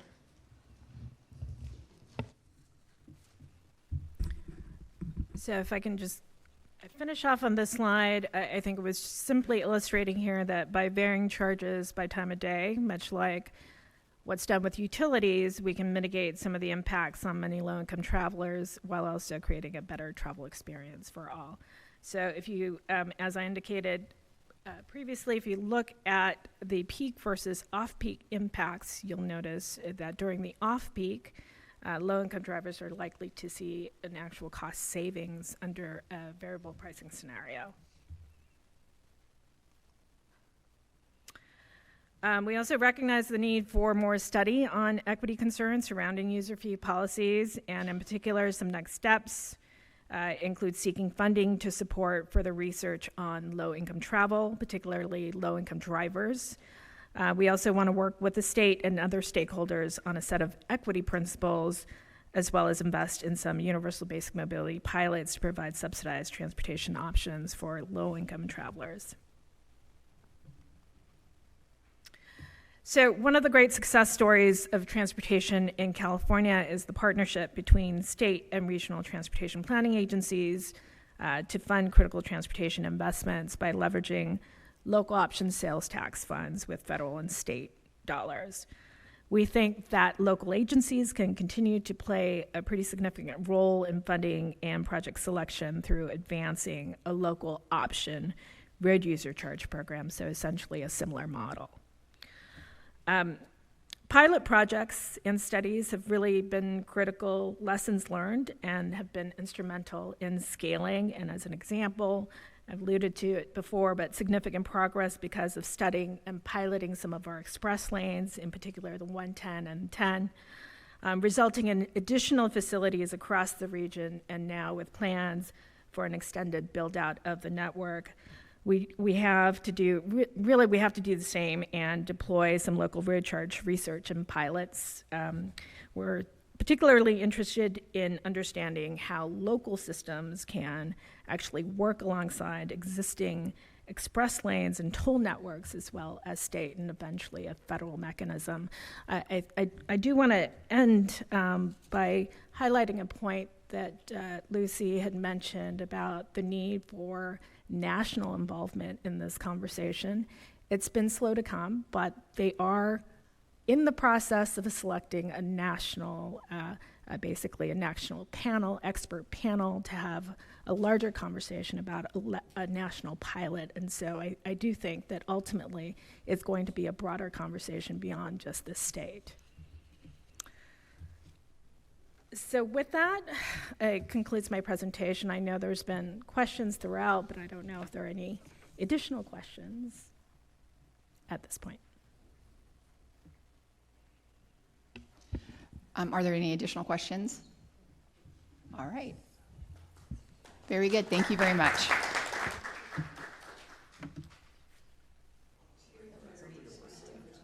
All right. Sounds like we're going to take a break. Bottom, we're looking at building permits. And so this is more of a historic perspective, looking at 1990 all the way to 2023. So what we see in the bottom is, again, the dates, 1990 to 2023. And on the left-hand side, we have the total building permits issued in the thousands. The lime green color represents single-family residential building permits, and the blue is multifamily building permits. And so what we see here is that between 1990 and about 2005 or so, the majority of the permits were for single-family homes, as is represented in the lime green. And after about 2014 or so, we see that we have an average annual building permit of about 50,000, with about half being multifamily units. When we're looking at housing element compliance in the region, this slide was prepared with information as of June 12th, so we actually have updated good information with 4 more jurisdictions having compliant housing elements. As of the date of this slide, we had 144 with compliant housing elements and 53 that weren't compliant. As I noted, we have 4 more jurisdictions as of today that have compliant housing elements. Looking at the spread of the housing elements that are compliant, again, this is based on the June 12th data. We see that in general, most of the counties have about 70% compliant housing elements, with Ventura a little higher at 90% and San Bernardino at 58%, although 2 of the 4 are from San Bernardino County, so we see an increase there as well. And so digging in a little bit on the jurisdictions that do not have a compliant housing element, we see that most of them have a population that is under 100,000 people, so they're smaller cities. And then the median household income for those jurisdictions is in general under $100,000 a year, with about 12 of them having a median income of $50,000 a year or less. And so more important than ever is the resources that we've been able to provide to jurisdictions, in particular on this slide regarding the REAP 1 program that was awarded to SCAG as part of AB 101.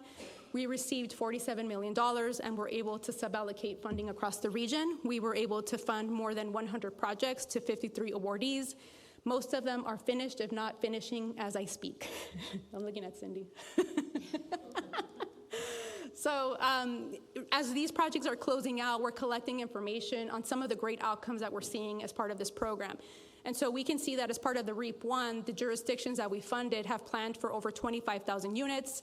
They've adopted programs that increase fair housing. They've developed pre-approved plans. We've provided technical assistance around housing element work to 121 jurisdictions. And then there's been a lot of stakeholder engagement. They've had over 1,500 outreach meetings. They've engaged over 30,000 residents and stakeholders and elected almost 800 elected officials. And so what I'm going to do now is highlight a few of the projects that we funded under REAP 1. This one is the Orange County, Ventura, and Gateway ADU project.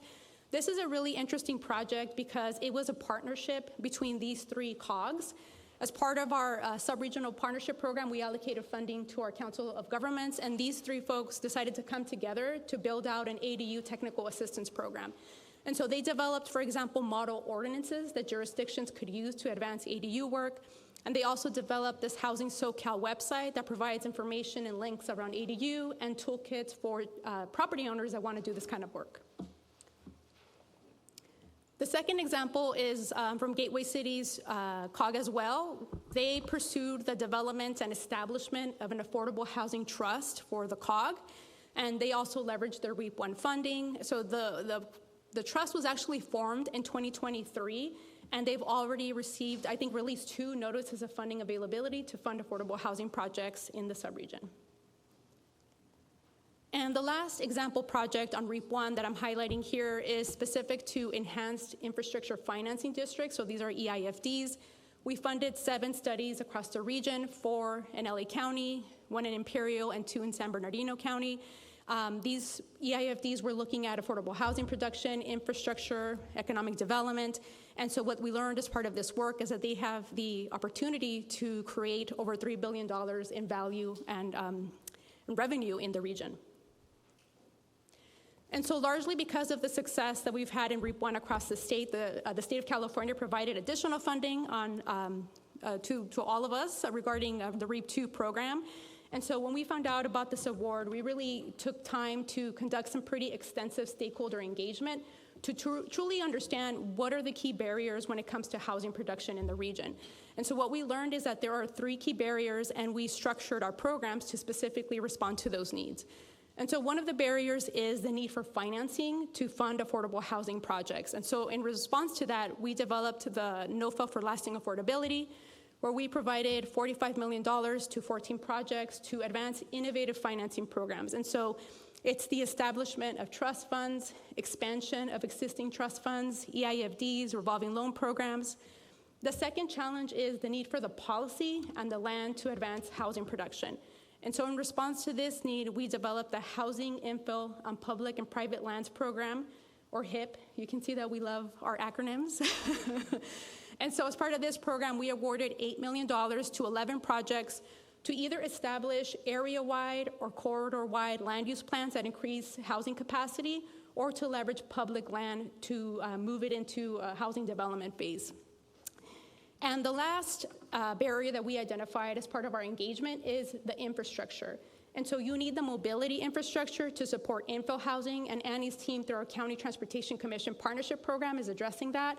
The other part is you need the utilities.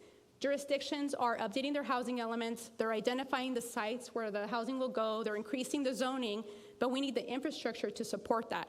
And so we developed the Regional Utility Supporting Housing Program, or RUSH, where we funded $35 million to 12 projects, 6 planning projects, and 6 capital projects.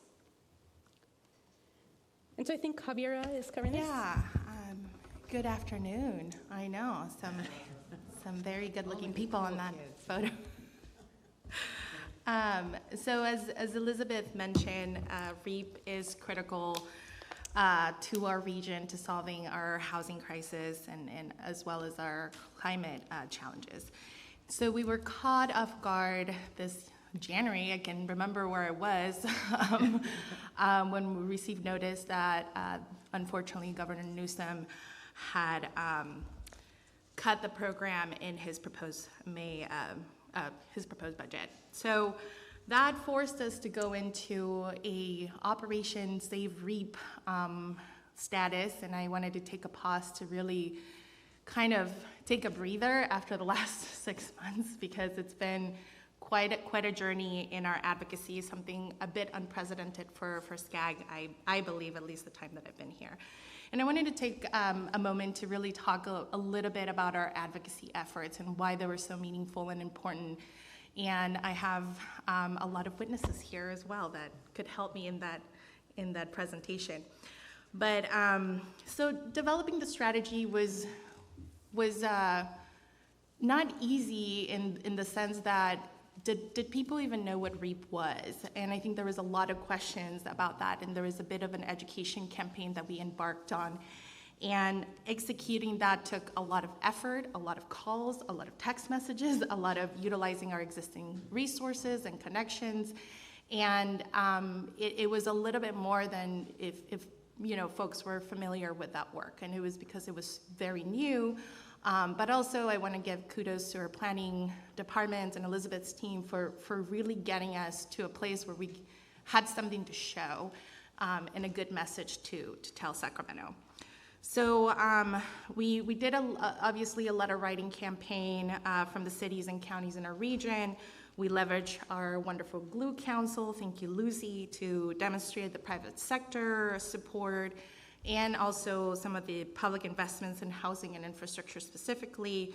We built coalition letters with our county transportation commissions, as well as other MPOs, our sister parent, or what do we call CalCog? Like, they're not really our parents. Sister cousin. No, second cousin. Sister parent, I know, stepmother, it's a bit. People say.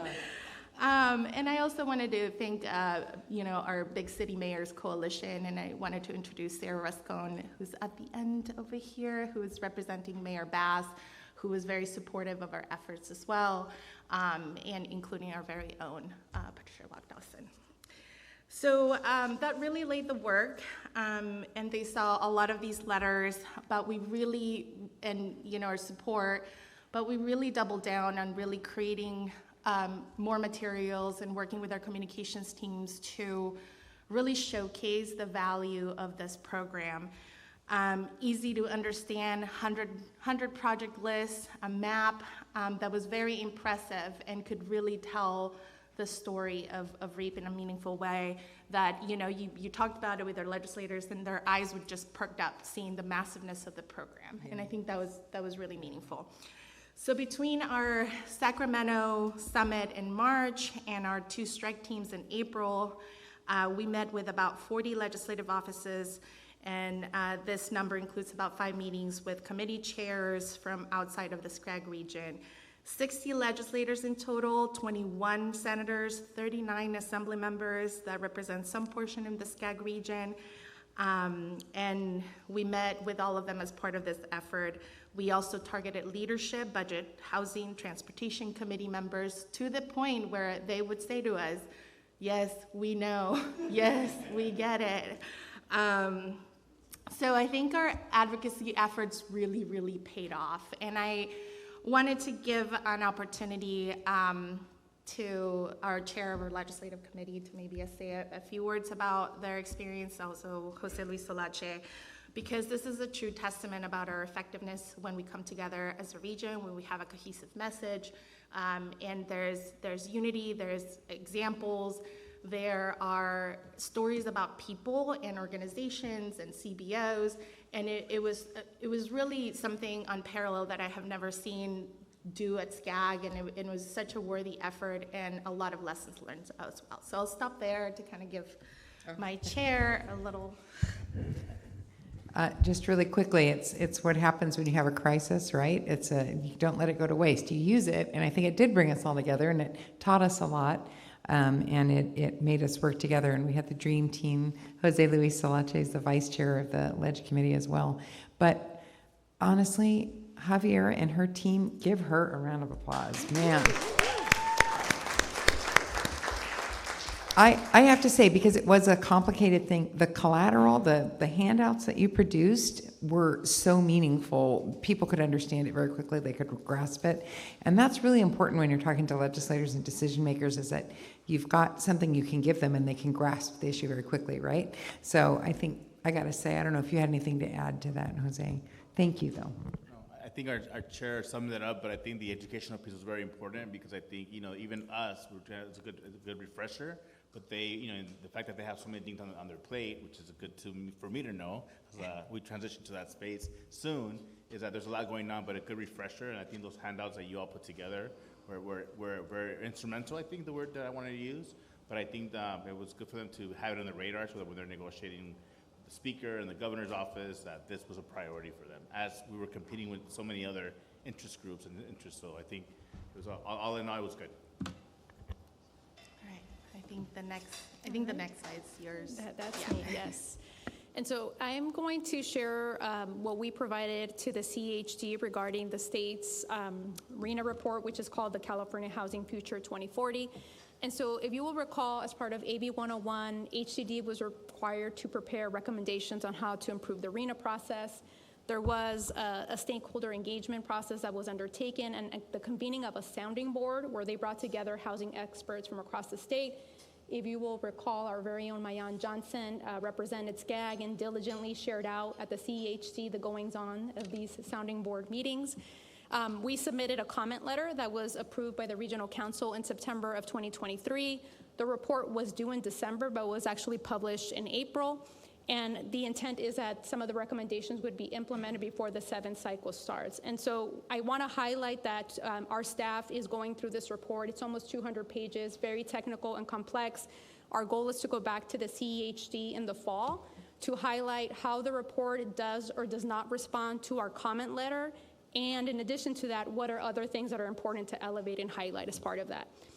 And so the report is organized around method of implementation, whether there are recommendations that would have to be enacted through legislation, administrative changes that HCD could carry out, and essentially the recommendations are organized around 3 topic areas: the regional housing needs determination process, so the big number, the SCAG or the COG process of methodology, appeals, et cetera, and I should say the RTP SCS consistency with the growth forecast. So as I noted, our team is going through the report. We're going to the CHD to share out, again, how it does or doesn't respond to our letter and the other important elements that are critical to highlight. Javier will get into this in a sec, but I think it's also important to highlight that we all know that legislation is being inspired as part of this report, and the legislative team is on top of it, tracking it and sharing out to the LCMC. So with that, I'll pass it, I think, back to Javiera for the next slide. Yeah, as Elizabeth mentioned, I think that this report is not only inspiring, I think they're driving a lot of the legislative proposals. And this has been really evident in the fact that a lot of these bills have very complicated, I would say, unintended consequences, perhaps, that not even, I need to be careful about this, but we've been having difficulties in talking even with the author's office about what actually they think that these different pieces of legislation actually do.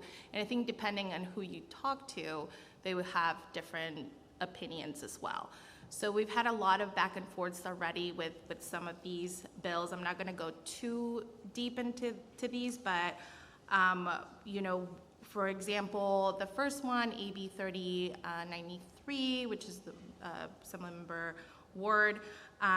He's also Housing Committee Chair, as you know, so we've been very delicate in how we approach some of our advocacy, or not push too hard as the budget negotiations were going on, as well as, you know, there's a lot of things in play.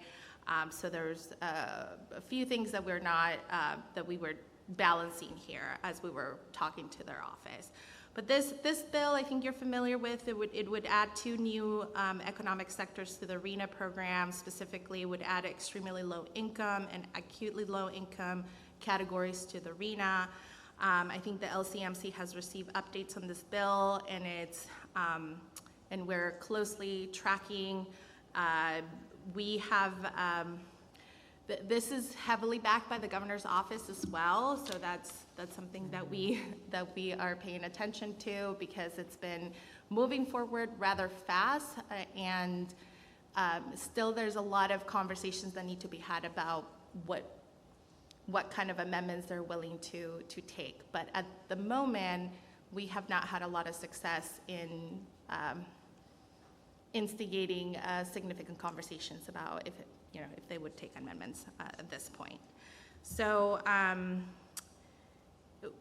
think it goes to show that this is a complicated subject, complicated issue, but we need more time to analyze the consequences and maybe some potential issues for SCAG. I don't know, Elizabeth, if you wanted to get into. Okay. The next bill is SB 7, Blakespeare. With this one is Senator Catherine Blakespeare from Encinitas. This would make some minor changes to the RENA program, including requiring outreach to specific communities when developing RENA distribution methodology. This one is heavily inspired by HCD to the point where they're directing questions. You know, we have questions to the author, but they're directing us to talk to HCD directly, which I think is a bit unusual, but we're dealing with that. And I think this slide might have been done before we got a determination to eliminate sub-regional delegation and shorten HCD review of methodology. I think it doesn't eliminate sub-regional delegation, but I think it's a stipulation on the HCD that they can do a sub-regional delegation, but they have never acted upon that in the past, so they're not going to utilize that option. That is how I understand it, but there might be some other interpretations. And the last one is AB 1335. You should all be familiar with this one. It gives us a lot of heartache. Last year, this is by Assemblymember Rick Zabur from Santa Monica, which would require SCAG to assume that the entire 1.34 million RENA determination would actually get built within the first 8 years of an RTP SCS. So likely happening, yes, no?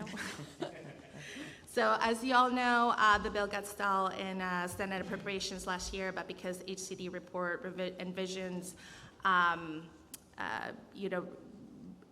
the report coming out, I think that there's a lot of interest in this bill, and he is maybe going to be proposing some amendments, but I haven't seen anything yet, and we haven't talked to the author, but that is coming as well.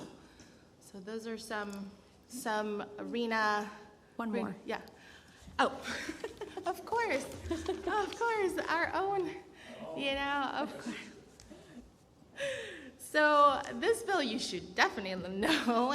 As you know, this is our SCAG-sponsored legislation That would increase transparency of the RHNA determination process.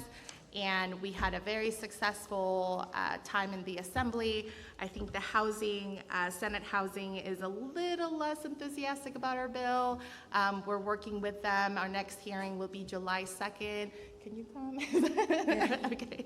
I think Chair Lockdesson will be going up to Sacramento. Yes. When they are a little less enthusiastic about our bill, what do they cite as the reasons? I think they've been talking to their partners at HCD, and I think that HCD has some concerns about the panel of experts and that bogging down the process and creating a more lengthy process. I think that's the main point.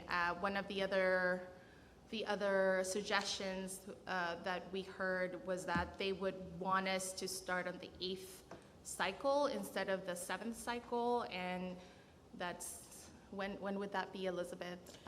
Oh my gosh, so what is it, 10 years or so? Yeah. So that wouldn't be in place when Assemblymember Carrillo would, he wouldn't be in office anymore. So there was also a concern, I think, that it was not founded, which we heard was that there were rich communities trying to, subvert the process, or that we were, and there was no such thing, right? It wasn't at all, Riverside was at the table, so. But I think we heard that wasn't that from Quirk Silva? I thought she was very concerned about That's a go-to when anybody talks about RHNA. It's, the wealthy communities are the bad guys in this. I feel like this legislation creates trust, and I think the lack of trust is, in fact, what extends this process out. And if there's trust, it becomes a more expeditious process. yeah, I think that's good message on our next round of advocacy for our bill. Well, thank you so much for that presentation. And I have to tell you, we are in the presence of rock stars, in case you don't know. So I tell you, Javiera and Mayor Dawson and Jose Solache, I mean, to watch you guys and all the team do all your work up there and your advocacy was really impressive. So thank you so much for everyone that participated in that. I know we would leave meetings and I think, okay, this is done, and then it didn't happen. But at the end, we got there. So I just congratulations on all that. So do we have any questions? I have a question. Go ahead. And a comment too.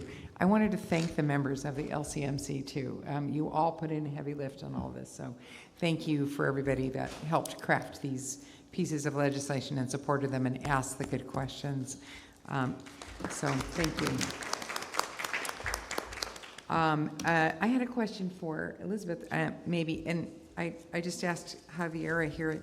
The reports, the pilot projects that you did, you put up the 3 that were there. And I wanted to know if the results of those pilot projects were available. And Javier said, yes, they're on individual websites or landing pages, I think, for each of the.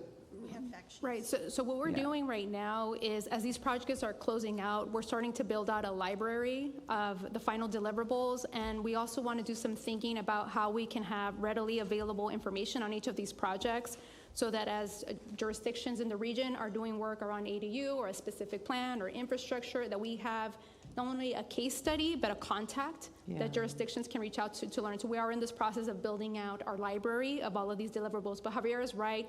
Individually, they each have them on their website, but we are in the process of consolidating so that there is this resource for jurisdictions on the outcomes. Yeah, when we were talking about having good collateral, I would love a one-pager with like the top 10, things that made it easy to get the housing done. Great. So thank you so much, and wonderful report. Thank you, Elizabeth. Thank you. Do you have a question or a follow-up comment? Well, I was just going to ask, I think as we showed in the beginning of the day with our budget and where we were and where we are now, our housing program is very new. And so I think we were hoping to have a little bit of a conversation here with you all, kind of reflecting on, what we're doing well and where, you could see us offering additional support to your cities and counties to help, move forward on these issues. I appreciate the comments about, we need to show the successes. So they're good examples for other cities to take advantage of. We also need to be creating that library to go to Sacramento and to the federal government, because otherwise we're not going to have the resources to, to pursue this type of work in the future. So I just wanted to kind of open it up and see if there's, some more conversation around and reflections on where we are with the program and what else we can be doing. Thank you. That's partly what I was going to touch on, but I also want to underscore it by stating some of the obvious. There's a feedback coming at me. State some of the obvious that Elizabeth presented. When you look at the sixth cycle, I'm jumping to the seventh cycle, the sixth cycle RENA and how troublesome it was, I think on reflection, I feel very proud of the work we've done, not only on the RENA process, but also in the follow-up with the REAP program, where I think it was mentioned earlier on, the need to get into implementation of the planning work that we do. And we've seen that with housing, where it's very tangible in what Elizabeth is sort of presented. But just stepping back a little bit, when you look at the non-compliant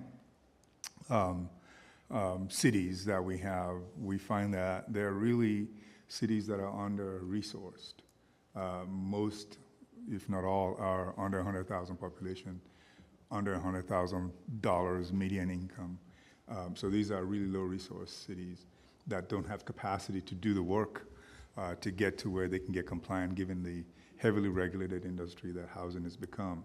And that sort of is a role for us. I know Sarah was a little bit self-peddling the ask, and I'm just going to be blunt about the ask. I think there's a role for SCAG to play in that. And we're just coming off of this one-time funding on REAP.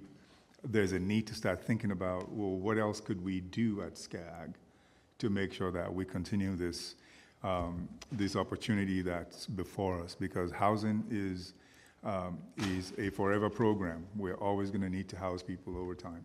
And here's an opportunity for us to continue to be able to help the cities that are under-resourced to actually get to where they can get to housing production. Telling the story on REAP 2.0, for example, with the 100 projects, we saw the diversity of the projects that came through the PATH program, and how much that is leading to actual production, not just talking about planning and planning documents, but it's actually leading to housing production, because there are projects that are enabling projects to happen. And those are the kinds of things that came out of a process that I think Sarah and her team elegantly crafted with the input from stakeholders under the REAP 2.0 program. So here's an opportunity to not lose momentum, because we're able to take this $246 million and we created this elegant program to enable housing to happen locally. And given that it's one-time funding, we're just all going to walk away. And then what? So I think there's an opportunity here to think about what else we could do, and so engaging this conversation is important to the future of the housing program at SCAG. I yield.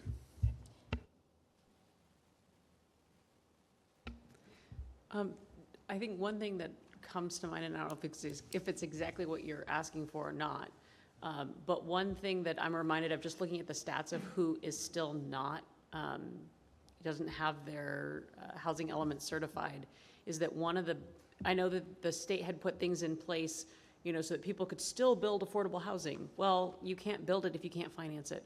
And so like in our city, it took us 5 times turning in our housing element to finally get it certified. In the meantime, we had affordable housing projects that were waiting because they couldn't get their financing until our housing element was certified. They couldn't apply, right? And so sort of that, I don't know, I know that we had, last year when we were up at the legislature, that was one of the things that we had asked about with the Ledge Committee, and they had said, oh, well, by the time we got something passed, it wouldn't help anyone anyway. Well, now we're all a year and a half later, and there's still cities that are likely in the same position that we were in a year and a half ago. So I don't know that that's something for like this cycle that is going to fix any of that. But as we look towards the 7th cycle, are there things that could be put in place to help, especially those smaller, lower income communities that have less resources, either to get through the process faster, or, you know, if they're working in good faith towards it, how do we make sure that their good projects don't get held up because they're stuck in the bureaucracy? So just something that, anyway, that was a thought. I think that's a great point, and one of the things that we've talked about is that this is a conversation, like, the conversation has been around Reno reform, but we also think there's really great opportunity around housing element reform to make that process, you know, work more smoothly. And you are not the only ones that suffered with the issue of they had projects or work ready to go, but they didn't have a compliant housing element, and so they couldn't move forward. So it does seem like we've got the incentive structure off a little bit here. So I think that's probably something else we can continue to think about how we resolve. Well, and I think what you're also asking is technical assistance, holding hands to get them through it. We have learned a lot in the last 3 years of getting involved more so heavily in housing. And we have an excellent team in Elizabeth Sharp that we want to keep engaged and keep them around to continue to help cities get stuff done. And that's really the essence of our work. Our work is not to do stuff just for our sake. It's really to enable cities to get done what they need to get done. So our capacity to provide technical assistance, I think it's going to be important for those small cities that don't have capacity. And with low barrier entry to Yes. technical assistance, because Yes. if it's a big grant you have to apply for to get technical assistance in a small city, you may not have the staff capacity or the money to pay a consultant to apply in order to get it. And what we've done and I'm afraid to say it out loud because Cindy might kick me under the table. What we've actually done is to step in and help cities hold that consultant contract, where we run the contract on their behalf and the deliveries on behalf of the city because they don't have capacity for that kind of procurement. So we've done things like that. Again, it's about maintaining our capacity to do that kind of work for other people, because we do bring some economies of scale to that conversation. All right, Lucy. Thank you. I don't know how to say all of this, so one of the most important charts for me in all of this presentation is the one on the building permits. I love this chart. You know I love this chart. I look at this and I study this backwards and forwards because there's so much great information here. I think what SCAG is doing to assist in planning for housing is brilliant. I know we have a lot of issues with HCD, and our cities are all over the map on being cooperative versus the non-cooperative. We're going to fight the state until death, right? At the end of the day, though, it's kind of, I always want to come back to this chart and look at sort of the big picture. The good news is we've increased multifamily in our region significantly. That's really helpful to make transit work in cities, et cetera. So to grow multifamily, I think is really an important point. I'm fascinated that not quite, almost a quarter of the units we're producing that are included in this chart are ADUs. And what does that mean? Are they housing one person? Are they family housing? Does it really get the full credit that a single-family detached or a multifamily unit get? Should it get that? Kind of look at those policy issues for me, because I don't think my intuition is we're not meeting our overarching population need by huge ADU production, although it's a critical component, and it seems to be working in that we're building them. So I'm fascinated by this chart. I'm also fascinated by the fact that in 2023, California overall issued 110,000 building permits when they need 180,000 minimum, just to meet current need, forgetting the deficit. And that North Carolina, with a quarter of our population, issued 98,000 building permits.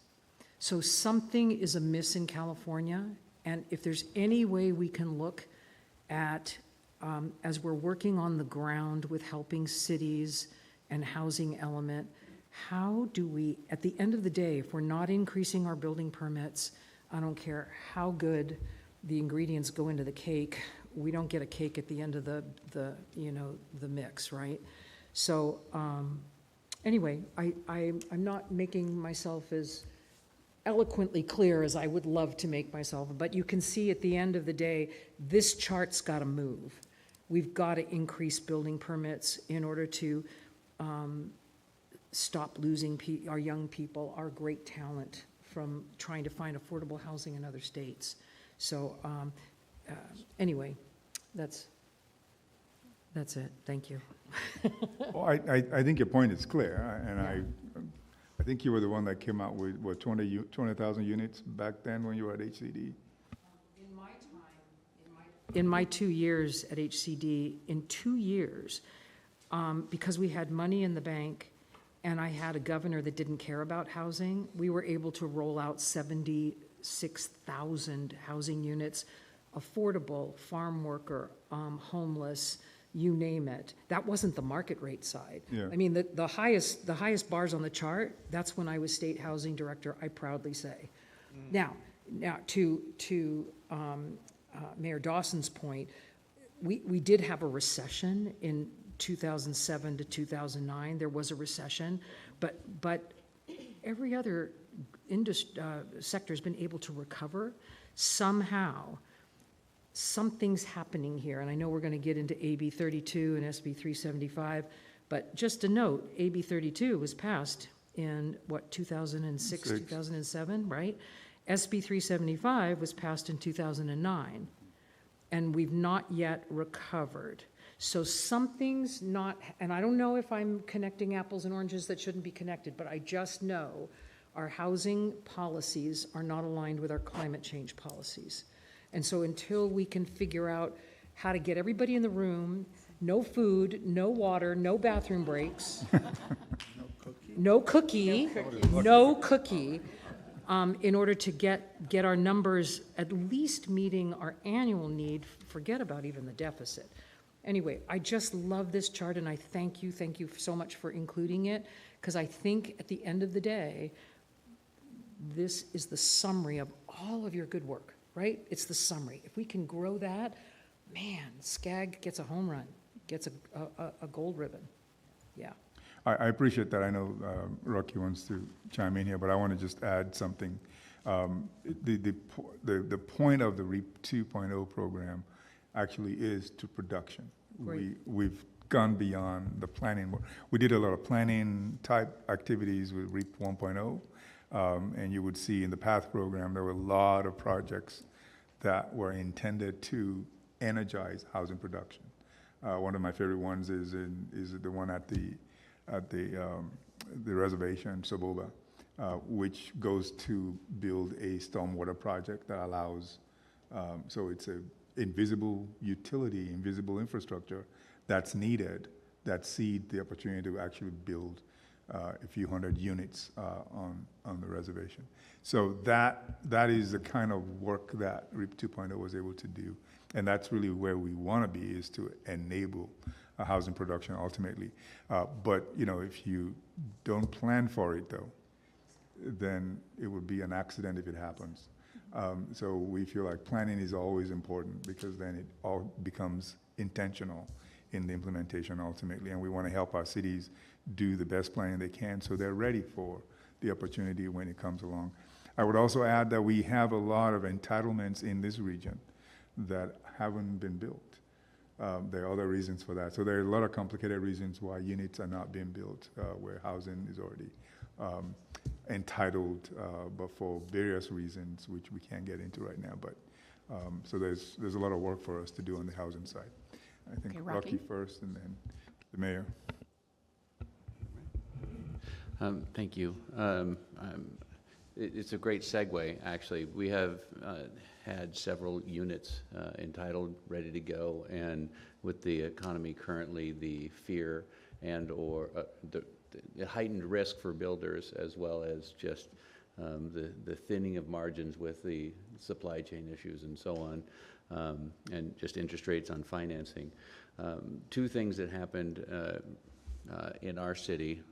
One that we're proud of being able to take advantage of one of these programs, and that is we were able to do a bridge loan that reduced the financing risk on at least a portion of the project, would allowed an apartment complex to move forward. And so that was a good program.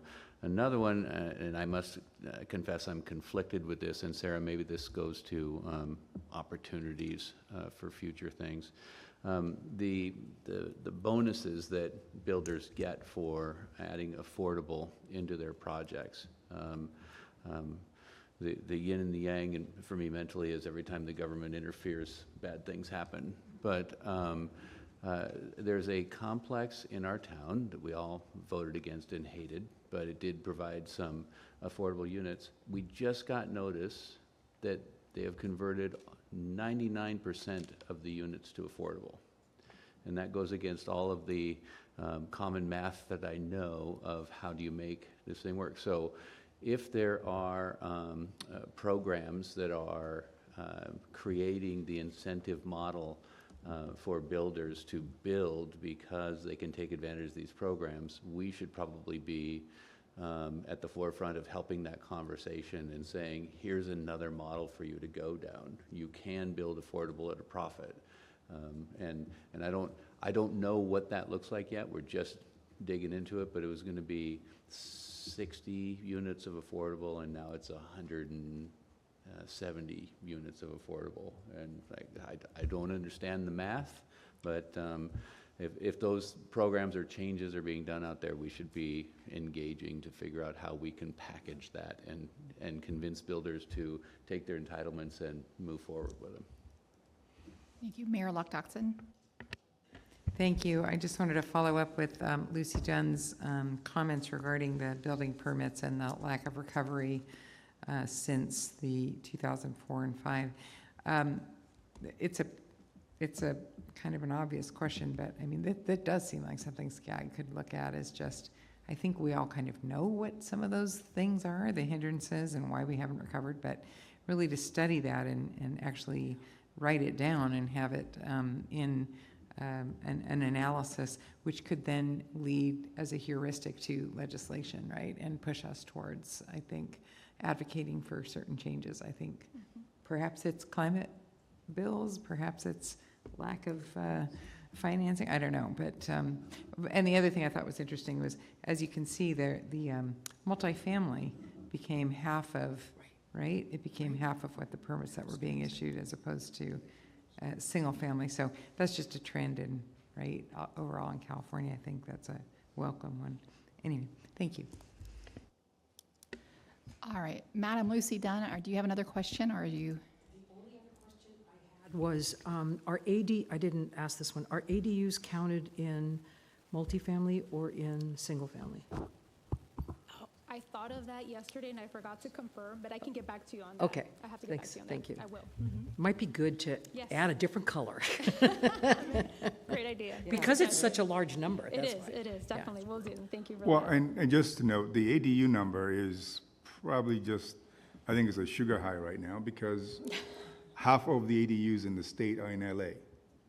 And 80% of the ADUs in the region are in LA. And so I think the capacity for ADU to grow any further is probably limited.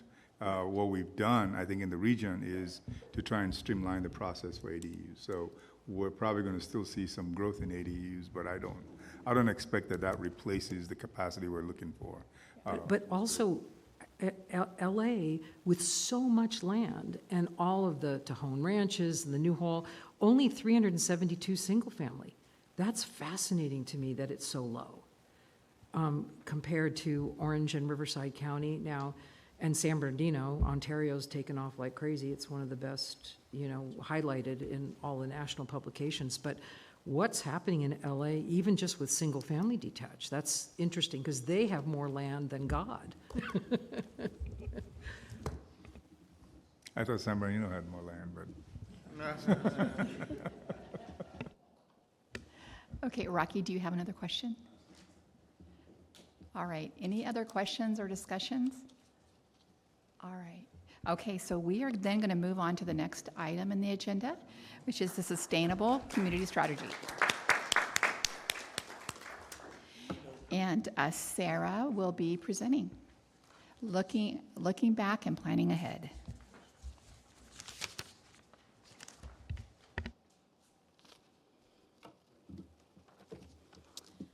Okay, well, thank you. This presentation, I think, probably pulls in nicely the other two presentations that we've had today, because our sustainable community strategy is really put together around better aligning our transportation system with land use and housing to try to achieve those climate goals in a way that the housing, climate, and the transportation system all works together. So we wanted to start this conversation by taking a look backwards on where we've been in our process of developing a sustainable community strategy for the region. When we adopted our plan in April, this was the fourth plan that we've adopted, regional transportation plan, that we have adopted that was also a sustainable community strategy. And the sustainable community strategy was added and is now a requirement under state law as a result of SB 375. With the overall goal, as I mentioned, of better aligning land use planning that happens at the local level with the investments in the transportation system for the benefits of reducing greenhouse gas emissions, but I think also a lot of what they called co-benefits, including conserving open space, having a more efficient use of your transportation system to save more resources, and also efficiency in terms of utilities and other types of public infrastructure investments. So over those 4 cycles, I think we've learned a lot, but also the environment in which we are planning has changed significantly.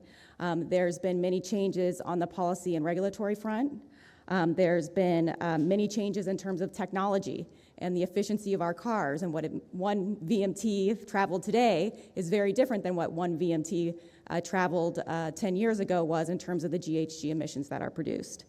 And then finally, we've seen a lot of changes in our region in terms of the demographics, the way we're growing, our age groups, and how this region is changing, as well as the economy has shifted quite a bit. So as we look back and we think about the future, we also need to keep in mind just this changing environment in which our work is taking place.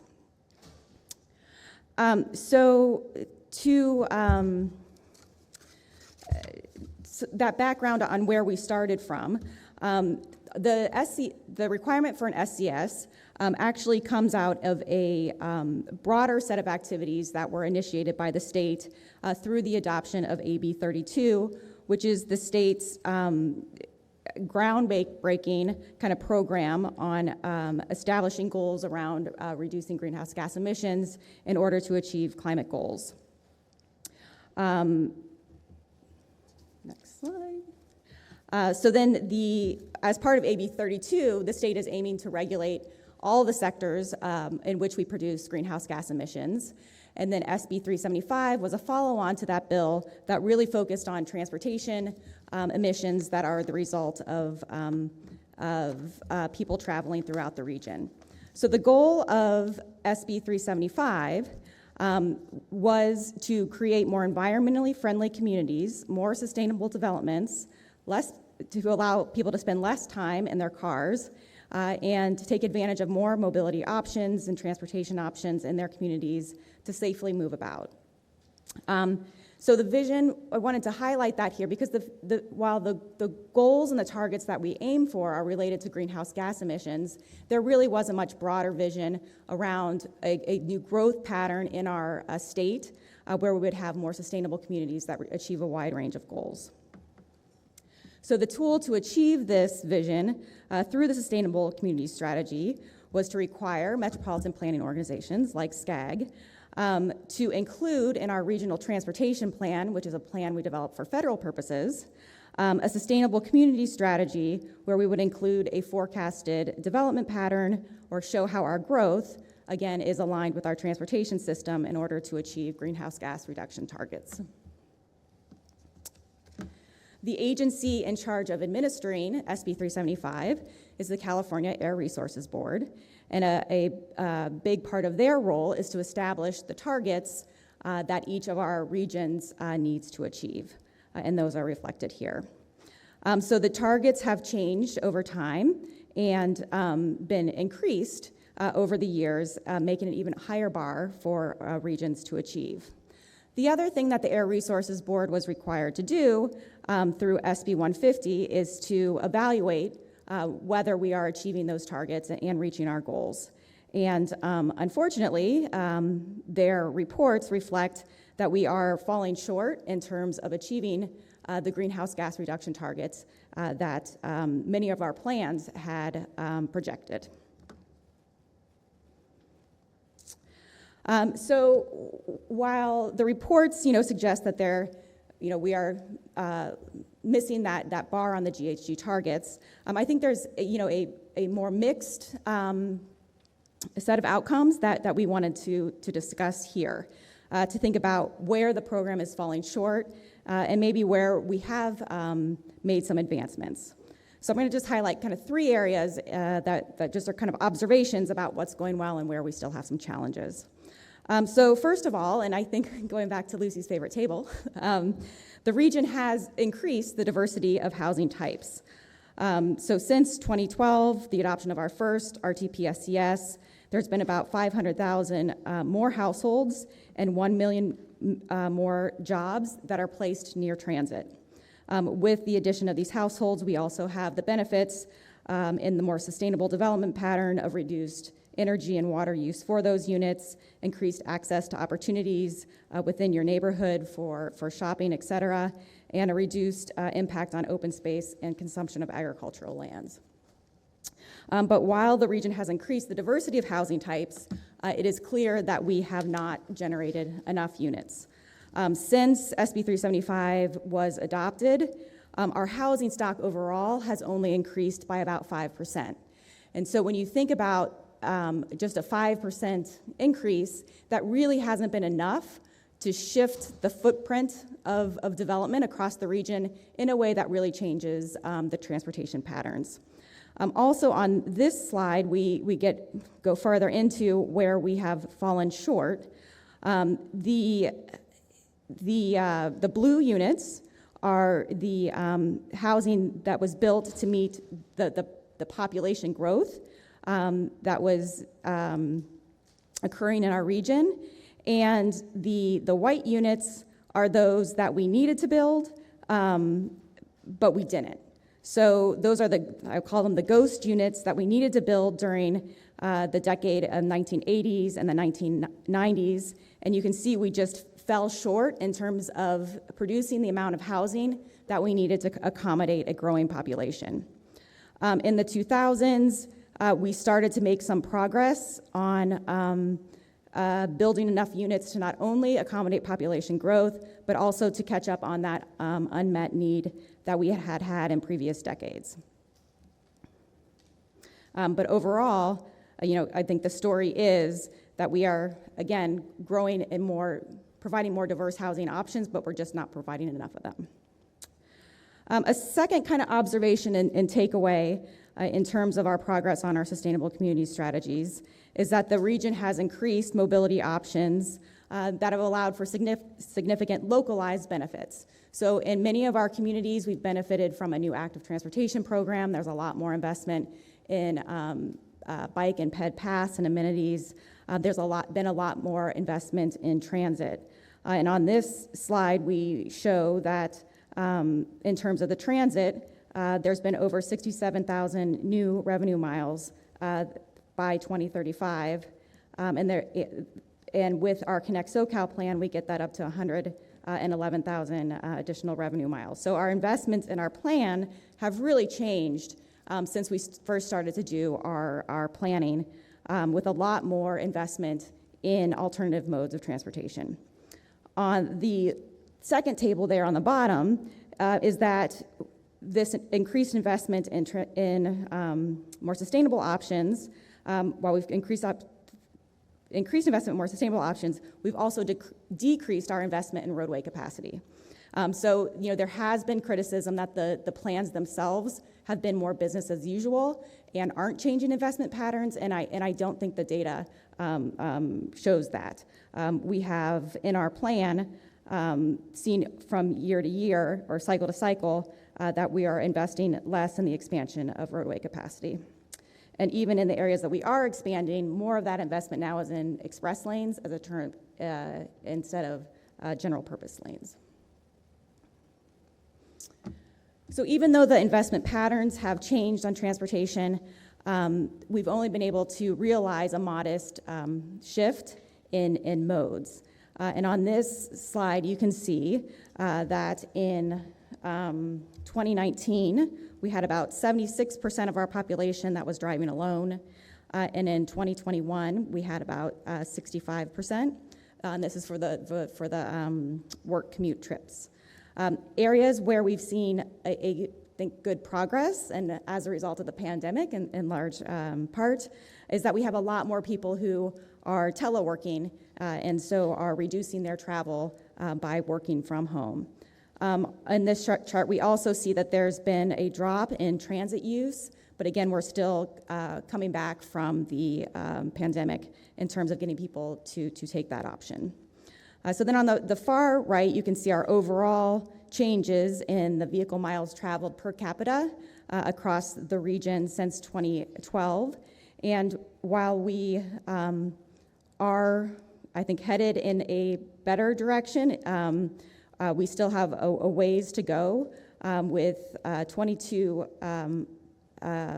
miles per capita currently being the average in our region.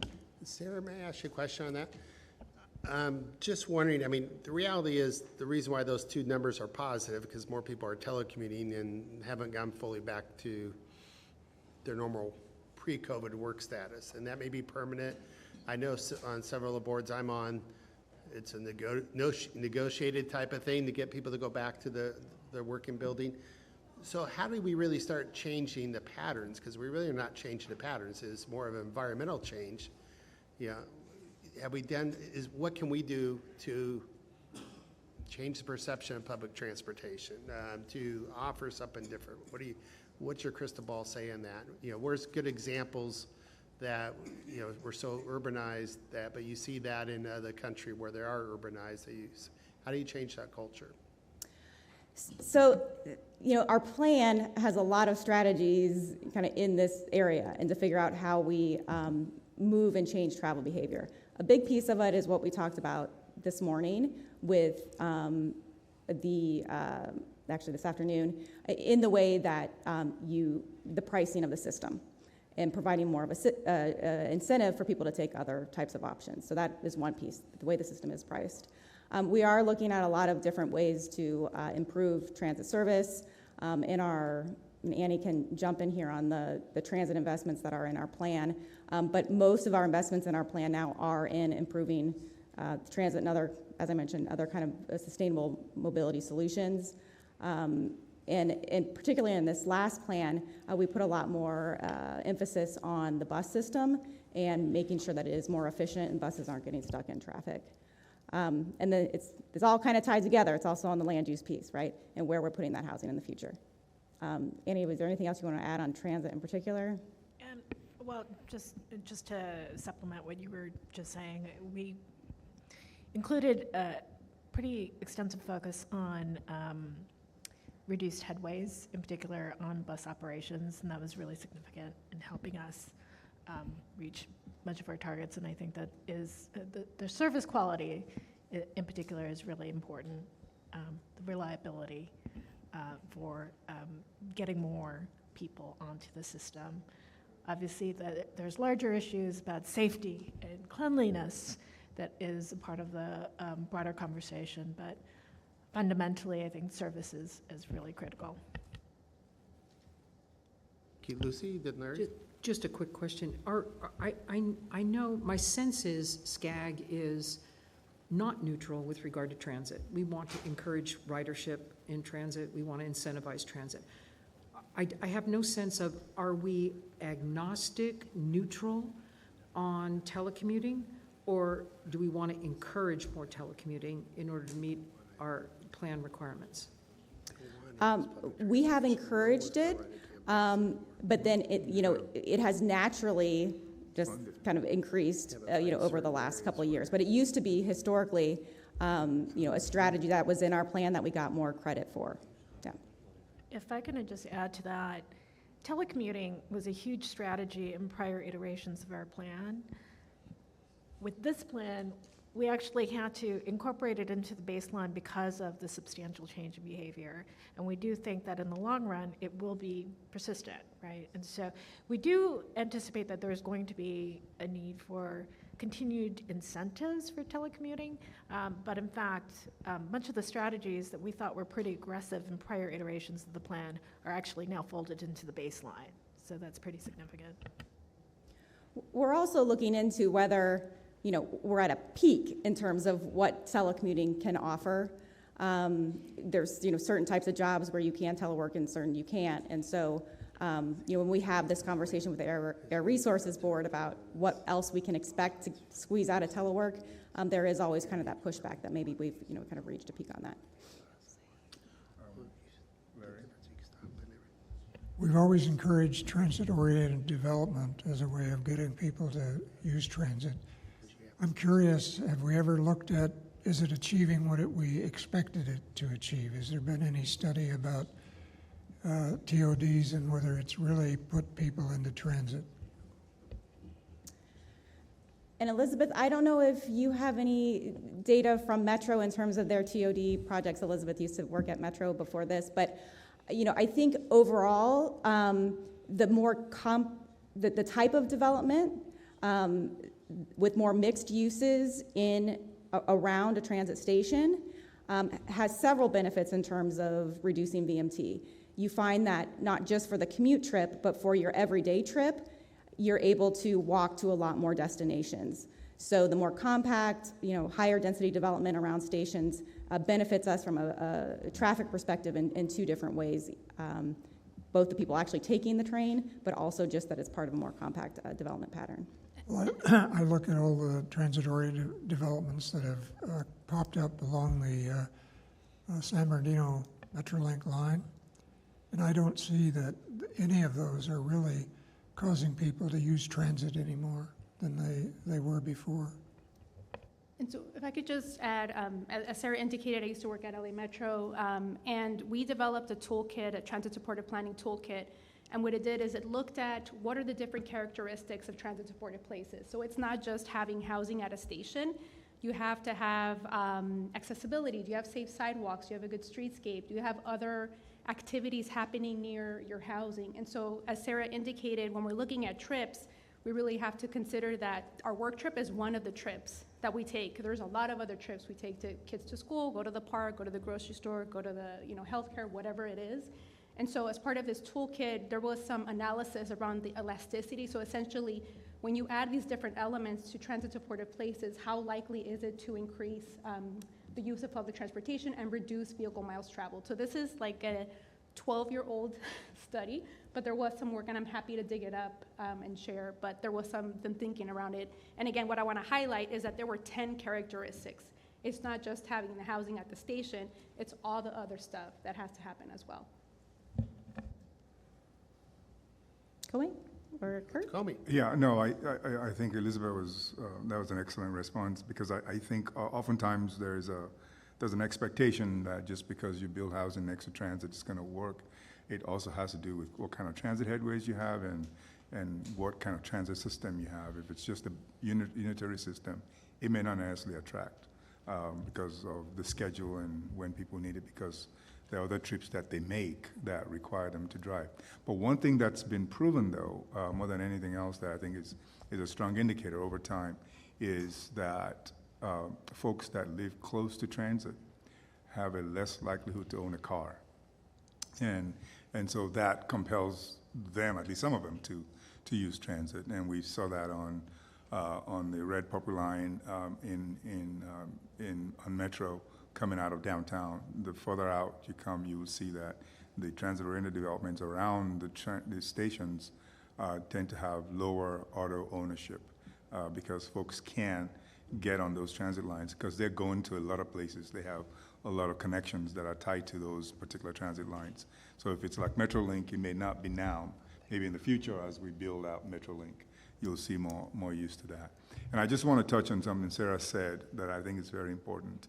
That is something to look out for. We have not shifted land use significantly in our region enough to change our mobility options and patterns. And so that's really one of the findings that we're seeing with SB 375 is we're being asked to do a lot of things under SB 375, but we haven't shifted enough with all the planning we've done and the work that we've done. The land use set that we have is still the same land use set we've had for the last 10 years. And so the expectation that travel would be different, I think it's a little bit exaggerated. Well, and I'm just looking at the numbers of the telecommute. If we go back to, and I hope some telecommute is here to stay, that will give us some relief. But what I'm trying to say, as SCAG, so we all sit in our different Metro or Omnitrans, whatever the different things. If you think it's going to come back to what it used to be, and it was pathetic what it used to be, okay, let's say it's not really used by the general public. It's used as a last resort because the model is bad. You have to stop 30 stops before I want to go. I'm taking it because I really don't have a choice. And we have to do something like this. But I'm showing pictures online of what different innovations around the world for autonomous vehicles, electric vehicles, smaller shuttles, Heathrow, London, Singapore. They're in different urban areas already. Not that we're going to go there overnight, but what should we do as a SCAG, as a metropolitan planning organization, to start preparing for that? Do we replace bike lanes with autonomous vehicle lanes? Do we start planning the little four-copter, I forgot, the little helicopter transportations? We start planning for charge stations for those.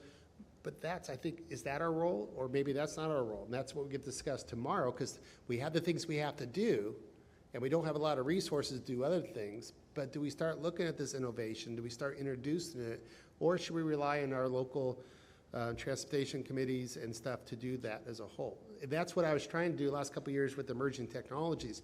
There is technologies that exist already. There's not like, hey, we're gonna have flying cars. We do have flying cars.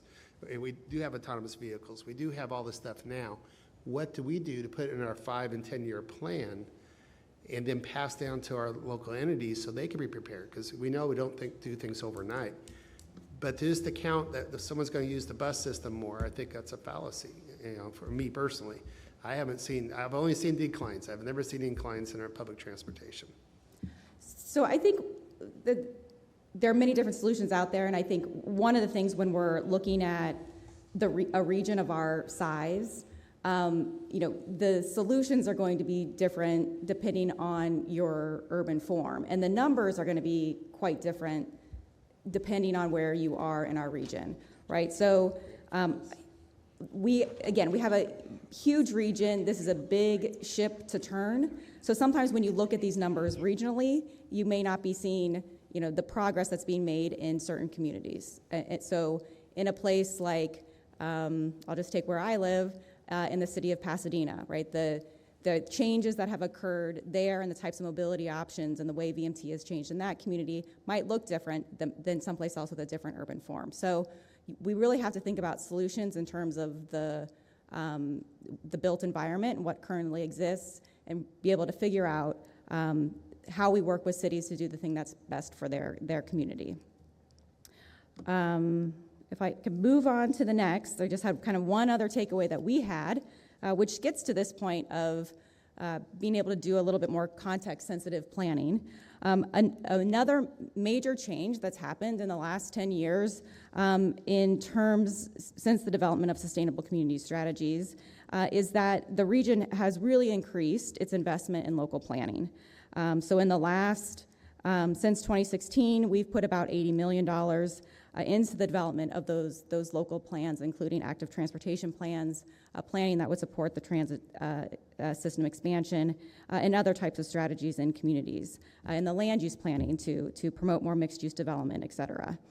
So while we've seen a tremendous investment in the planning, one of the things that's been a challenge is that our cities still really do not have enough support and capacity for implementation. And the thing that we have heard over and over again over the last 10 years of doing this work is that one of the major barriers is that while we did more planning, the cities also lost their capacity to do more local development through the redevelopment agencies.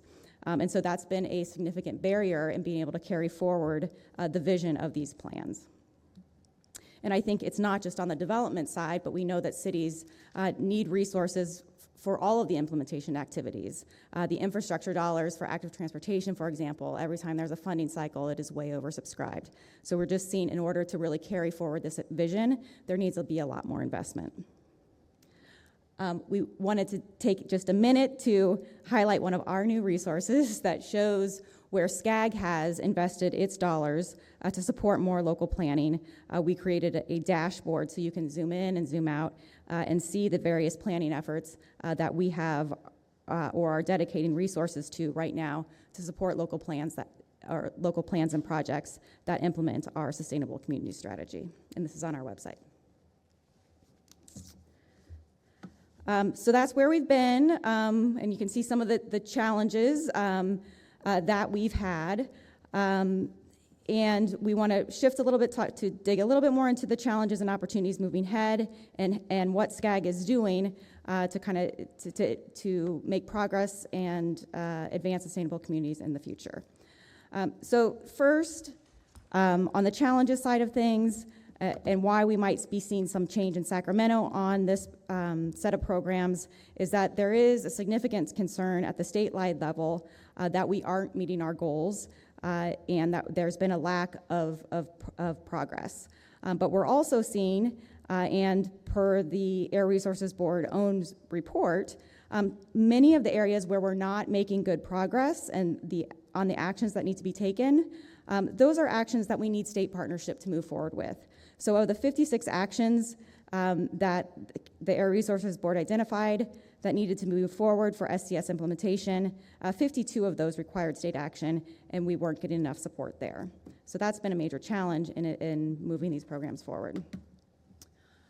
The second thing we just wanted to highlight, and kind of a change in the environment, is that while we are, the state's response to the regions not making progress is that they're setting our targets even higher.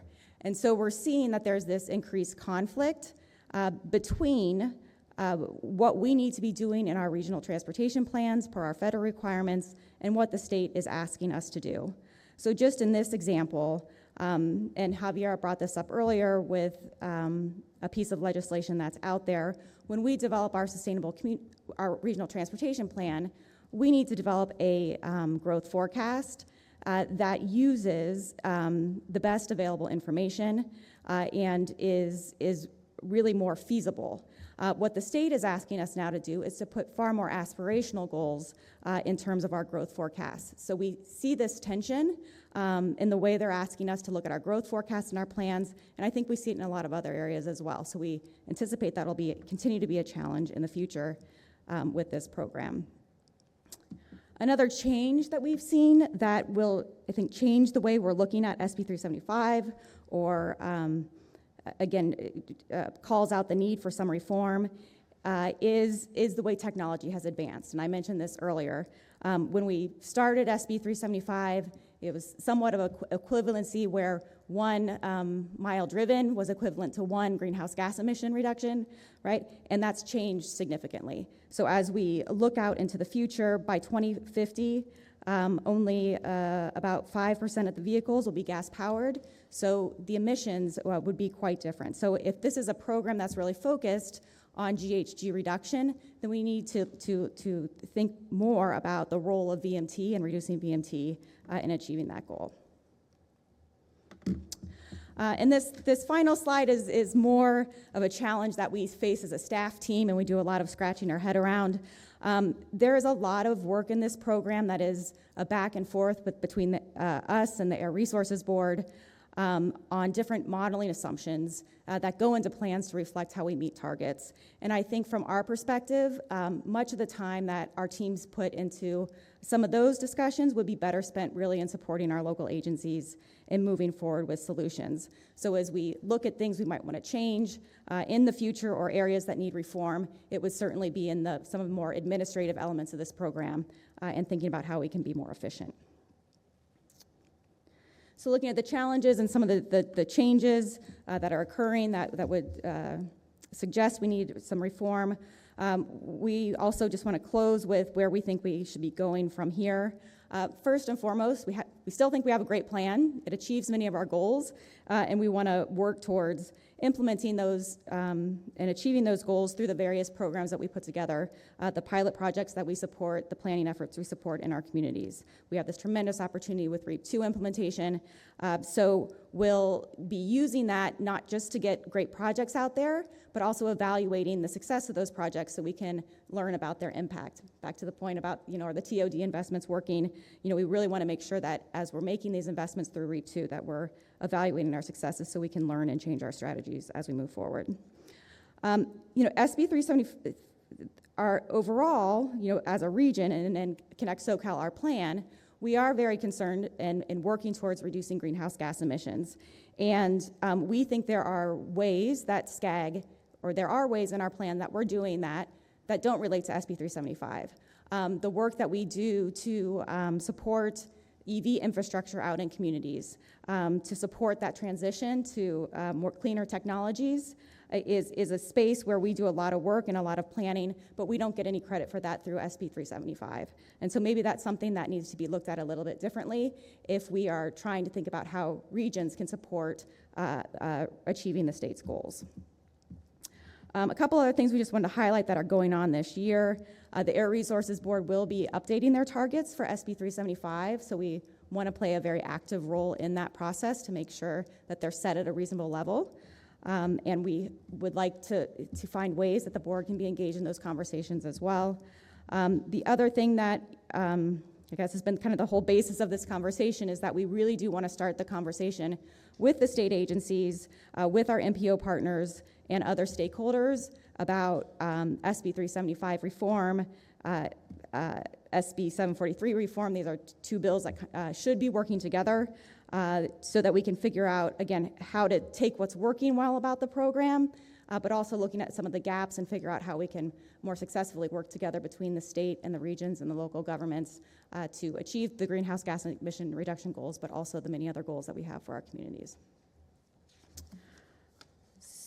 So that is the end of my kind of comments on there, but are there questions or thoughts on our sustainable community strategies and how we can better advance them in our communities?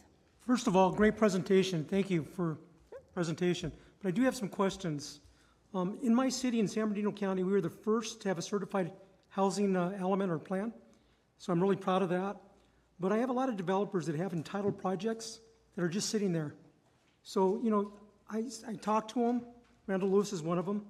And, material costs, labor, or not having labor, new requirements as far as building at a certain level, being all electric or solar, so that adds cost to the property.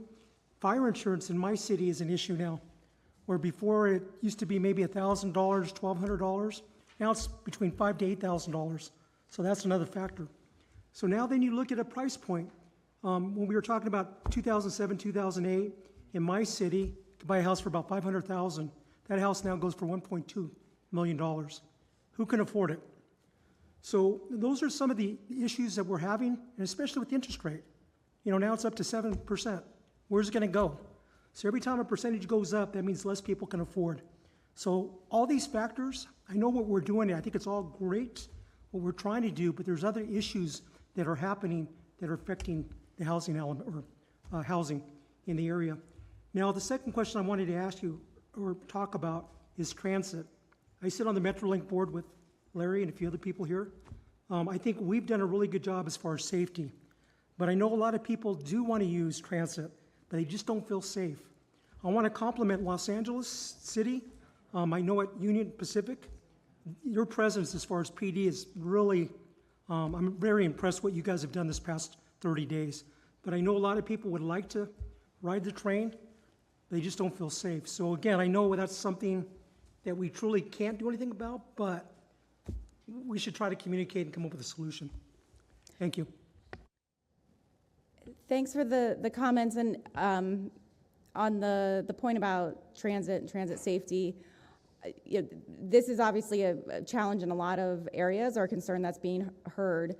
COME is representing the region on a transit task force that CalSTA and Caltrans have put together to look at some of the challenges around transit recovery and transit funding.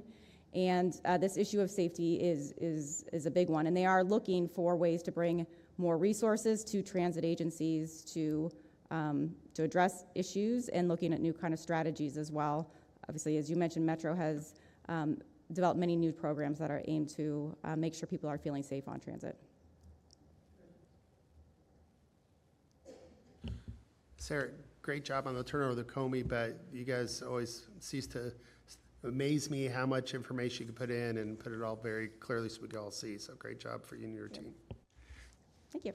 Yeah, I also want to thank Annie, Elizabeth, and Sarah for teeing up this subject for conversation, and I think that's really the point. These are the things that we work on at SCAG. I mean, Ford builds mottos, we do planning and regional planning, and these issues are the building blocks of regional planning, and one that we would really love to hear from you on. We've talked about the funding cliff for transportation. I always get frustrated when we're talking transit and transportation and people talk about what's happening in Stockholm and London and all these other places, because what they don't talk about is how much the governments, the central governments of those places put on their transportation. We talk about New York City subways. The state of New York pays for that, not the city of New York. And so these are some of the conditions that we have to sort of put in context as we talk about what we're trying to get done. I was really glad that Larry raised the point that we at SCAG before I got here, had been raising the issue of looking at the funding cliff for transportation, and we're still talking about it. And so Rome is burning right now, and we're still diddling on what to do. And so the question is, what should we do different as an agency to push the issue? We've tried to talk about doing a pilot, and I've talked to folks in Sacramento about doing a pilot in the region, and they don't want us to do a pilot because it confuses everybody if we do a pilot in the SCAG region. But they would not do anything either.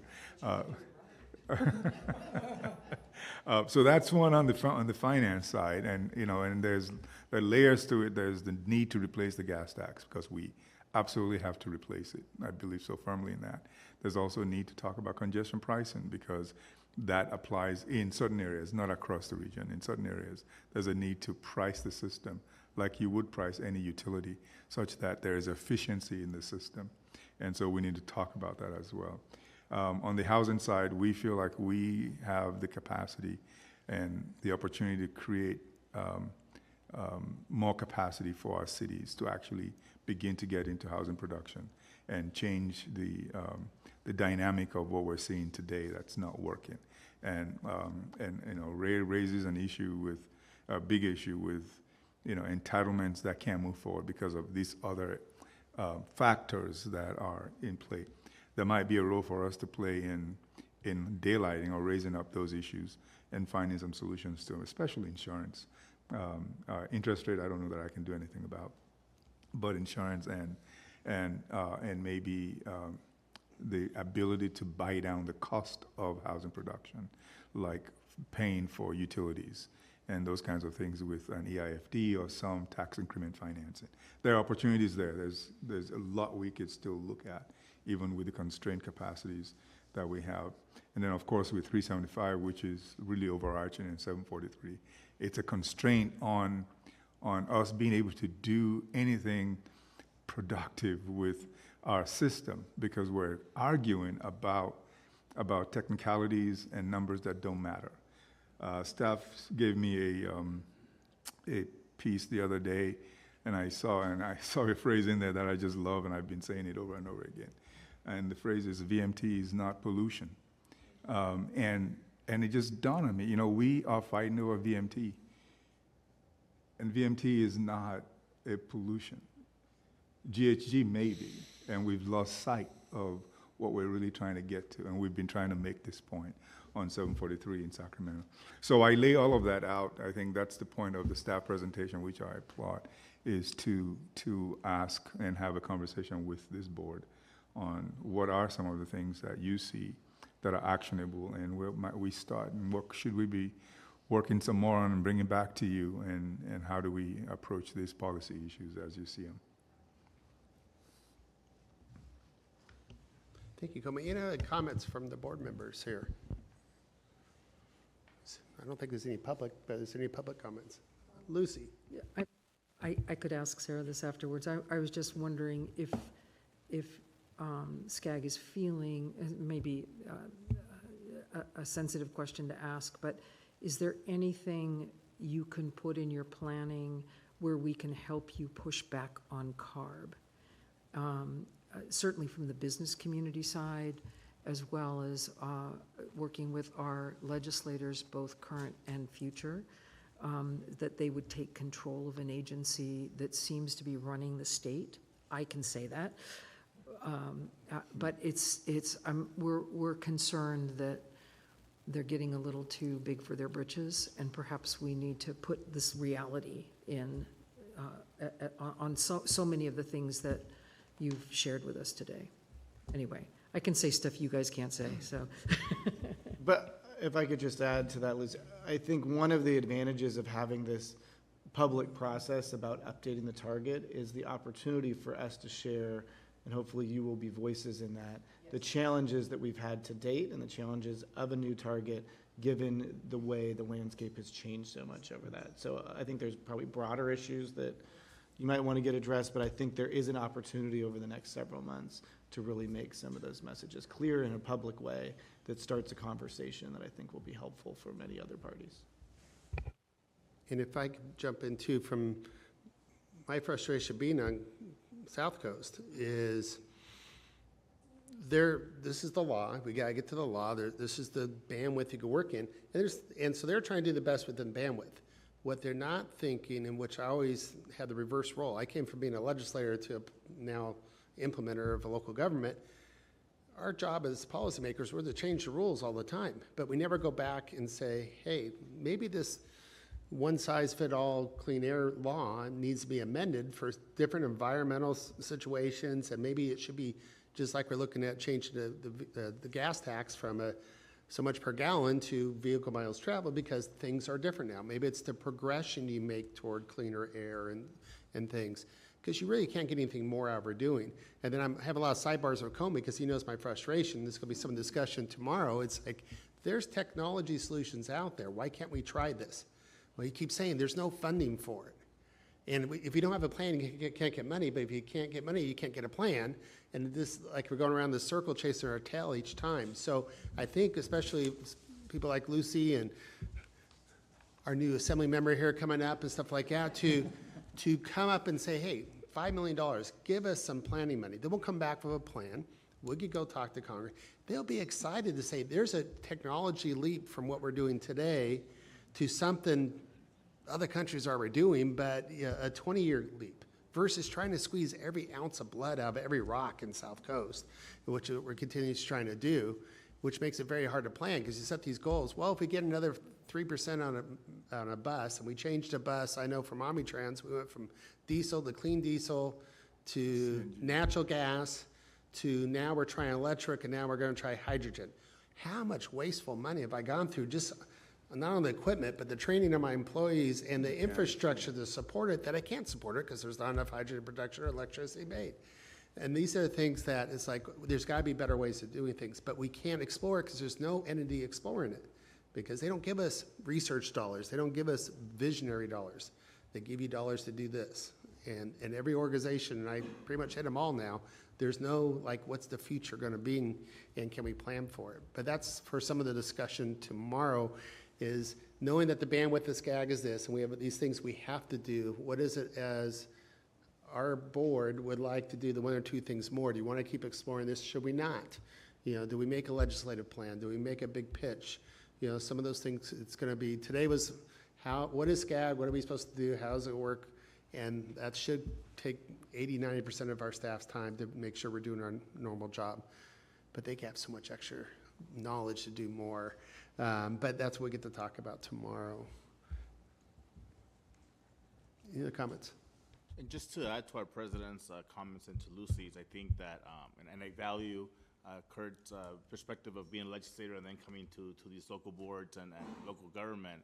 I think where I'm excited too is to bring this local government experience, including South Coast AQMD experience. I had no plans in my life to be part of that board, and I sit with three cool people here sitting on this table. But it's a lot. It's a lot of work that this agency and CARB, for that matter, to Lucy's point. I was in passing talking to a member. I won't disclose who that was, but there is this mentality or this thought that we are this huge agency and you must do. And they were talking to me from an AQMD level, like, what are you guys doing for this? And what do you do? I'm like, I think we're doing a lot, to Kurt's point, a lot more than I thought we should be doing. So I think just my approach is always pragmatic, and how do we find balance in these conversations, in these spaces, because both are important. It's important to protect our communities, but it's also important to also know that business community needs to function. And so there's that fine line of being pragmatic that's interesting. But again, hopefully this local experiences on SCAG and AQMD would hopefully, create a more balanced approach. You'll be brainwashed when you get up there, don't worry. They'll just say, follow the... I think Kurt's a little jaded already, but I'm still hopeful as a person that always looks at the cup. You're going to be our champion. The glass half full instead of half empty, so thank you. I want to echo, though, President Hagman's comments. It is so frustrating that the disconnect, too, between the federal and the state on what they're asking us to do. And I mean, we toured the ports recently, and just there's specific pollutants that are specific to Southern California that nobody else has to comply with. And we're being held to those standards that we can do no more, right? I mean, it's almost, but it's difficult. So anyway, just want to share my frustration. And our standards are already different in California than the entire nation. So I think that in itself is There's opportunities and frustrations that we keep working through. I think that's it for the agenda today. Darren says yes. For those who are, Ray? Just a quick question, and I know you're here and you're here. My question to you, I know the inland ports, and we're trying to eliminate greenhouse gases from the ports, moving them out to Barstow.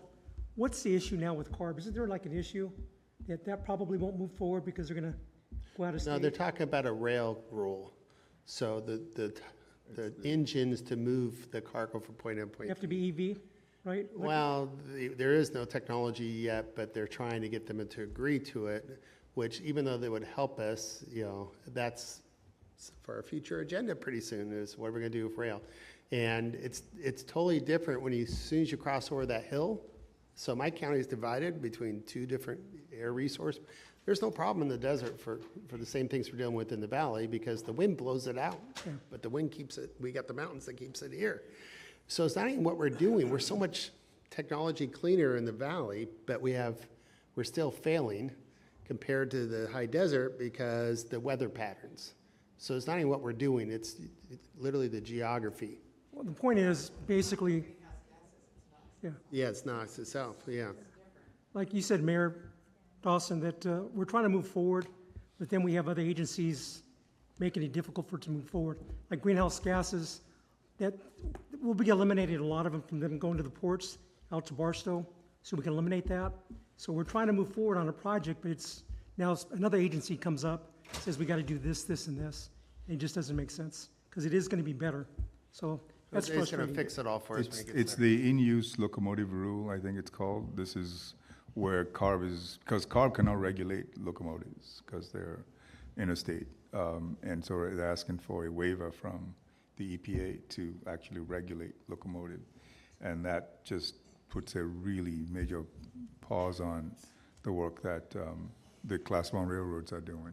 But the in-use locomotive rule is not going to be approved by EPA.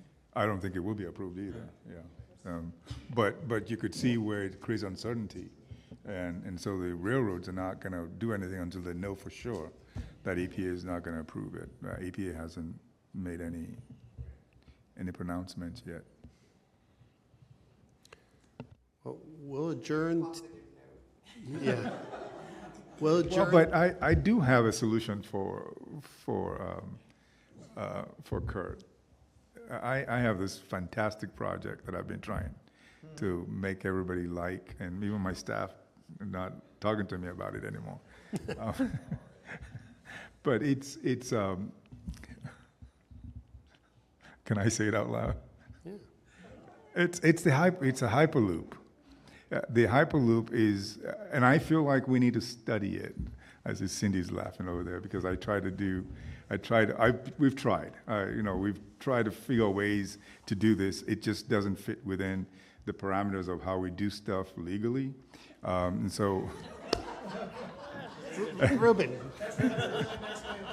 Well, it is. It doesn't fit. It doesn't fit within our procurement processes. It's not something that has a funding program for it, because in fact it doesn't belong in the traditional ways of how we move things, and so it's experimental. But it doesn't get done if we don't at least prove the concept, and so we're trying to do a feasibility on it, and I see a use case here where it could be a supplement to moving goods. Hyperloop has been proposed for passenger and moving people at 600 miles an hour. I just don't think that happens. I just would not put anybody in anything that moves at 600 miles an hour on land. But you could see where it can move.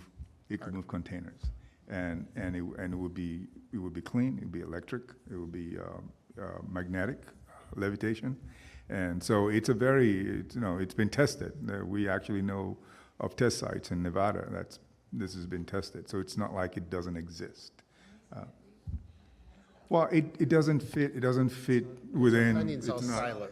Yeah, it's not a car. It's not a locomotive. It's not a bicycle. It's not a truck. Yeah, so it doesn't quite fit. And so to actually get funding for it, you got to make a different kind of case. And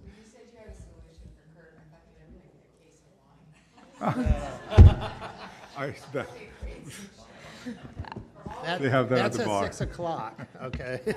I will just note, we are working on a sustainable freight plan, and Annie could talk more about it, but it's been a decade since we updated it, and so we will be looking at changes in travel patterns and needs, et cetera, thinking a little bit more outside of the box, and we will be including in it a study on alternative solutions like Hyperloop. Alternative solutions, what they're calling my Hyperloop. Yeah. Yeah, I think we need to go. So there will be more work on that in the advocate upcoming year. for either federal study dollars or something, and that's why I think we could be successful in lobbying and trying to get, hey, we need this much for planning. We have the better case study than anybody else in the nation for this. And to the federal government, it's pretty minuscule dollars to study. And then after the feasibility study, then you come back for some additional funding and a way to fund it, which is, we're talking about on AQMD, do you start charging per container, things like that as well, to help fund some of the future infrastructure. So there's probably ways of doing it, but tomorrow. For today, we will be adjourned till tomorrow, 8 a.m. For those who are sticking around, we have